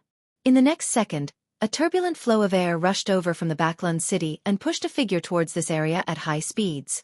Soon, the figure came to a stop. It was an old man dressed in a white priest robe and a clergyman's cap. He had a kind and gentle face. The air that was spewed out from the elder's back vanished as the black tube that was shimmering with metallic light retreated back into his body. This was the Archbishop of the Church of the God of Steam and Machinery's Baklan Diocese. He was a member of the Divine Council, Horamic Haydn. He strangely stopped in midair and looked around. Although the battle here isn't too intense, it's definitely at the saint level. Also, the remnant polluted aura is simply. As they spoke, the four demigods looked down at the middle of the collapsed forest. There was a tarot card depicting an old man holding a staff and a glass lamp. The Hermit card. Randall Valentinus, Celt, Anthony, and Horamic instantly fell silent as no one spoke for a moment. Above the grey fog in the ancient palace, Klein was frowning as he looked at the box of the Great Old Ones in front of him. The moment this Grade 0 sealed artifact was sacrificed, the entire Sapphira castle began to stir, as if it had been brought to boiling point. A massive amount of power was automatically activated, forming a torrent that appeared like steam as it completely drowned out the box of the Great Old Ones and wrapped around it tightly. At this moment, the silver-black jewelry box that was embedded with gems seemed to become an insect in amber. There was no room for any movement.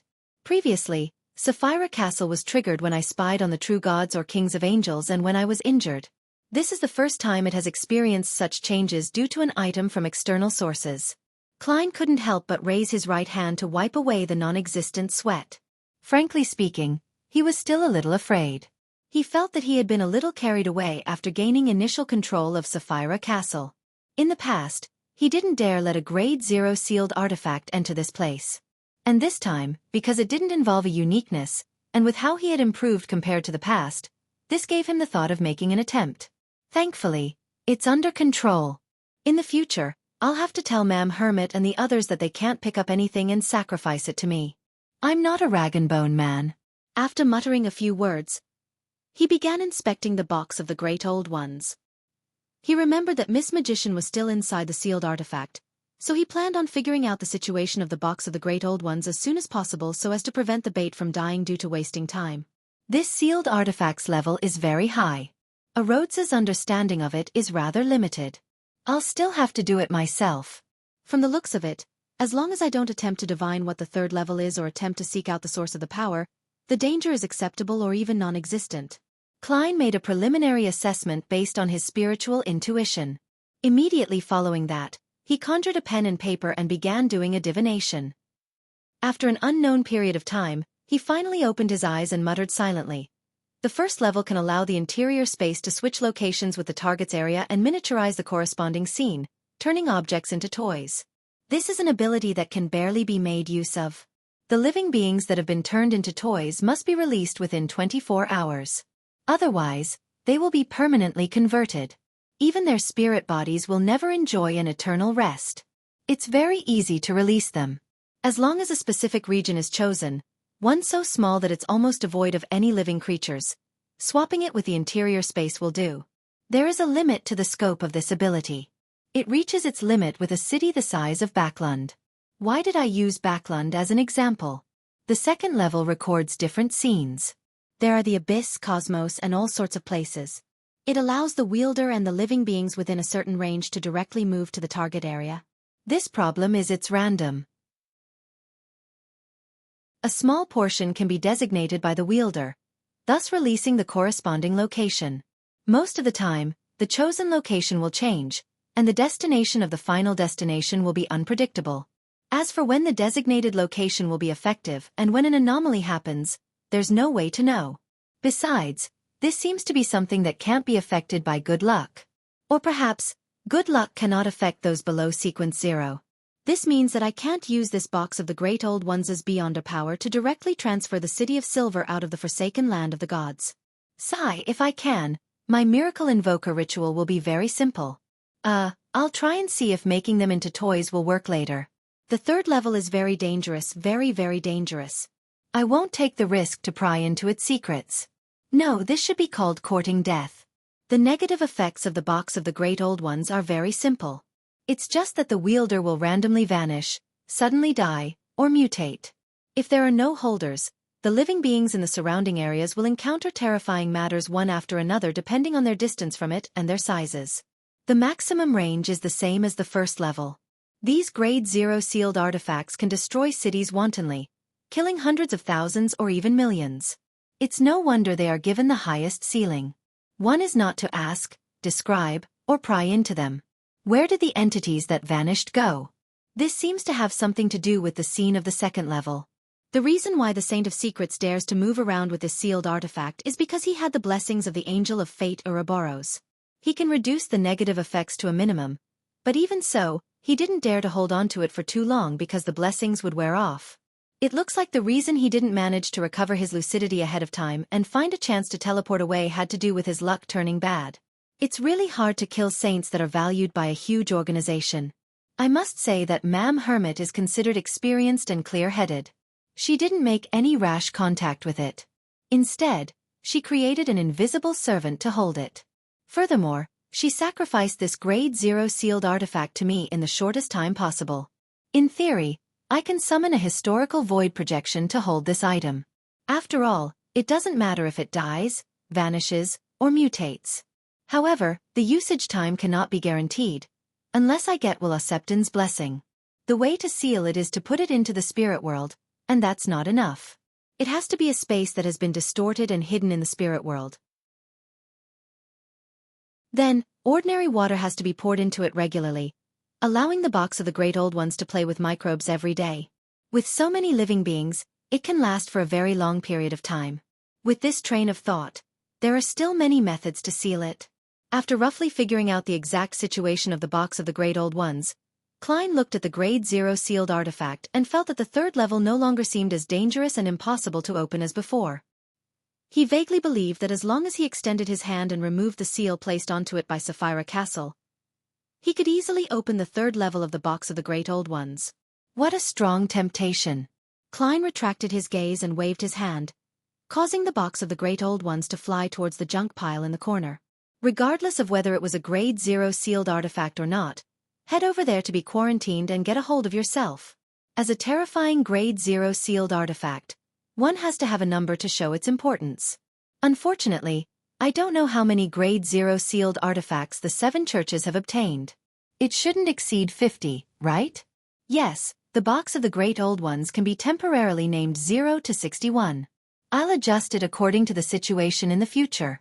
If Ma'am Hermit isn't able to create a sealed environment, she can place 0 to 61 above the gray fog. Once she needs it, she can apply for it. Of course, she must pray to Will in advance for his blessings. I wonder what stage I'll have to be before the King of Yellow and Black who wields good luck can be genuine in name. There's a portion in Miracle Invoker, and there should be a portion in Attendant of Mysteries. Klein amused himself with his thoughts and finally picked up the Beyonder characteristic left behind by Saint of Secrets Bodhi's. It looked like a crystal with countless rays of light refracted within it, forming illusory and resplendent doors. After staring at it for a few seconds, he suddenly threw the Beyonder characteristic into the air. The power of Sapphira Castle boiled once again. Under the control of Klein, it formed a corporeal semi-translucent wave and struck the crystal hard. The crystal instantly shattered, splitting into countless tiny dots of light. A pitch-black gas emerged from within before it rapidly melted away, twisting and dispersing inside Sapphira Castle. Under the law of convergence of beyonder characteristics, those tiny dots of light slowly gathered together, and in nearly a minute, they reformed into the magnificent and dreamy crystal-like appearance from before, and landed in the palm of Klein's hand. The contamination inside was cleared. Inside Sapphira Castle, Klein was equivalent to a Sequence 2 angel. However, he mostly had the power, but not the corresponding levels beyonder powers. He needed the right supporting item to help him. After putting down the secret sorcerer's beyonder characteristic, he cast his gaze at Botis's remaining 2 eyeballs.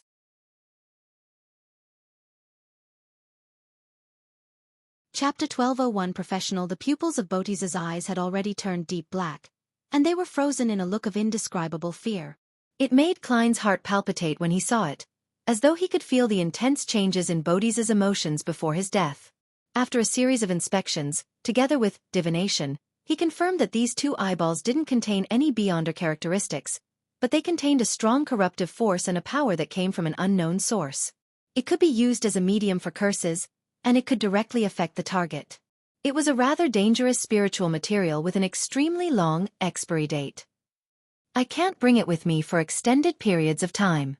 Otherwise, I might be weakened mentally, have nightmares every day, and suffer a physical mutation. Klein casually summoned a square metal box and placed Botis's 2 eyeballs into it. He didn't attempt to purify it, because once the item was shattered and purified, there would be nothing left. It would be too wasteful. Due to the fact that there was nothing wrong with the Worms of Star, and that it was also a material that Klein understood the most, he quickly turned his attention to the black pocket. The results of divination surprised him because it was a so-called interspatial object. The pocket only had the size of an adult man's palm. But in actual fact, it had the size of the 2-bedroom apartment that the Moretti family had rented in Tingen in the very beginning. It was big enough to hold many things. This was made by Botis using the powers of a secret sorcerer. In essence, the pocket wasn't an object but an entrance. First, a region in the spirit world is distorted and isolated using space concealment. Then, use the chaos created when the spirit world overlaps with reality.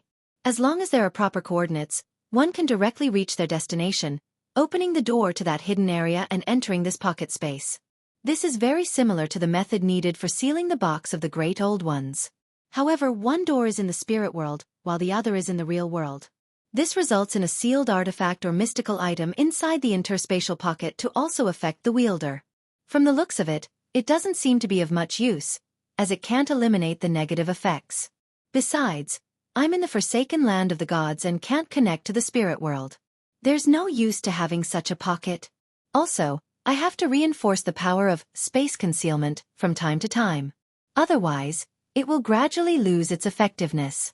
It's only suitable for demigods of the apprentice pathway, or an organization that has demigods of the apprentice pathway or sealed artifacts that provide the relevant support. The name interspatial pocket is too lame. I wonder how Botis named this item. Let's call it Traveler's Bag. After confirming the degree of danger, Klein conjured a fake hand and placed it into the black pocket. Pitter-patter. A bunch of gems poured out as the fake hand was retracted and landed on the long model table. The crystal-clear red, blue, green, white, black, and translucent colors instantly filled his eyes. I should have predicted this. The corresponding materials of the apprentice pathway are gems. All the gems. The expression on Klein's face turned spirited as he sighed with a smile. He reached out with his other hand and picked up a few gems to feel the weight and texture. Apart from these, there were also quite a number of spiritual materials in the traveler's bag. Some were commonly used, while others were relatively rare. The box of the Great Old Ones, the secret sorcerer's beyonder characteristic, 9 worms of star, Botis's eyeballs, traveler's bag, and large amounts of gems and materials.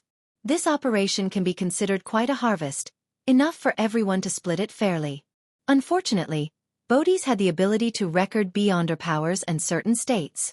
There's no need for him to bring too many sealed artifacts and mystical items with him. That would result in many negative effects. As a demigod, he should have a few good sealed artifacts. I wonder if they're hidden somewhere in the spirit world or at the Aurora Order headquarters. It's a pity that Botis's soul had just collapsed as well, preventing me from using spirit channeling on it. Klein shook his head and immediately returned to the real world. He found a hidden spot, put down the lantern, and set up a bestowment ritual. He wanted to see if he could bring 0 to 61, the box of the Great Old Ones, to the forsaken land of the gods.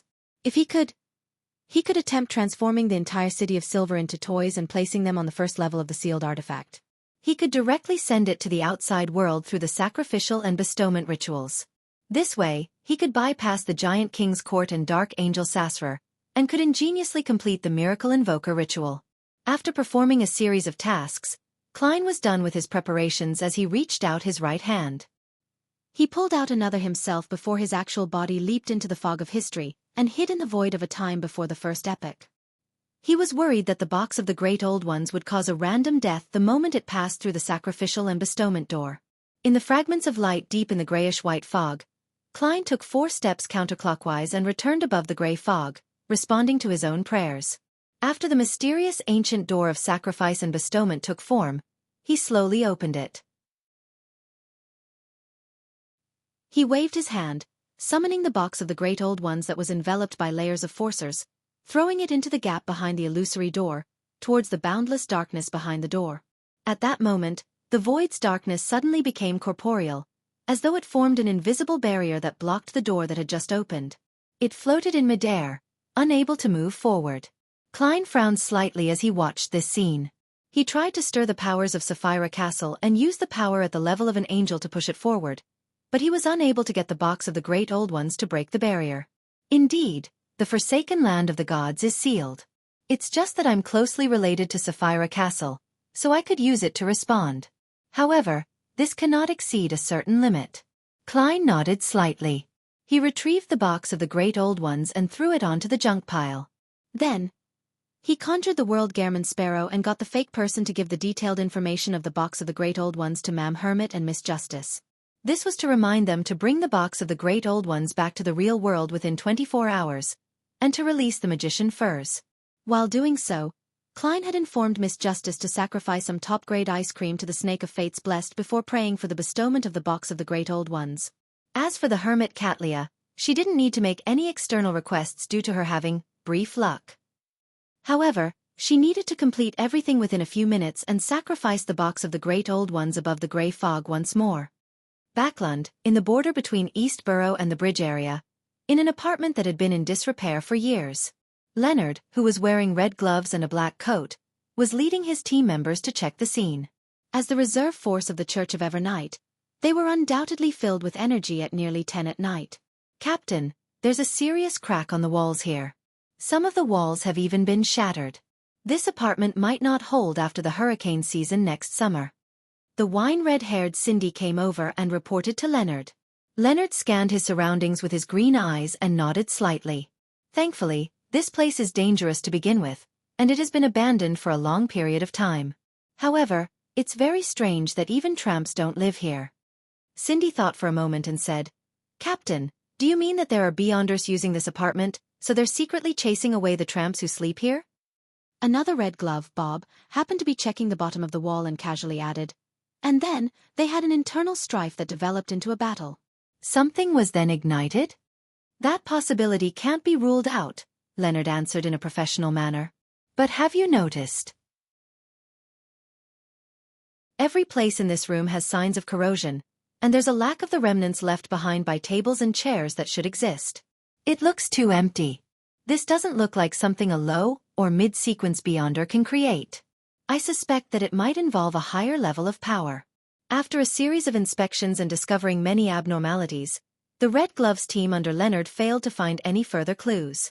They could only return to St. Samuel Cathedral first. Just as they arrived underground, a bishop came to look for Leonard, asking him to bring 2 members upstairs for a meeting. Leonard nodded thoughtfully. Without asking anything, he led Bob and Cindy through a secret passage into St. Samuel Cathedral. Following that, they followed the spiral staircase and under the illumination of the crimson moonlight, they arrived in a room with many people. It was equipped with a blackboard.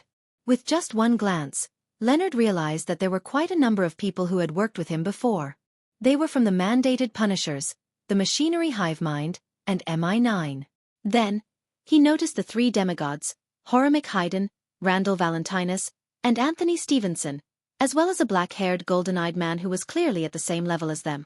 Without waiting for Leonard's greeting, St. Anthony stood up in his red-patterned black robe and said in a deep voice, "There was a high-level battle in the outskirts of Backlund. There was a terrifying contamination present, as well as a tarot card, the Hermit. I noticed that you've done some investigations regarding the large number of incidents involving tarot cards. You had also raised a corresponding theory. Now, please give everyone here a detailed introduction." The Hermit card? Leonard expressed his true astonishment, but this was mostly because he was tasked with such a mission. Ahem. He cleared his throat, walked to the blackboard, and turned to face the demigods and beyonders of the three churches and the military. He drew a crimson moon on his chest.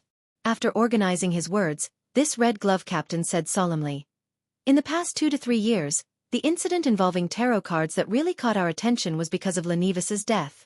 He was embroiled in a conspiracy that attempted to allow the true creator's descent, and his body was covered with tarot cards. After that, the tarot cards appeared on the Capim case again.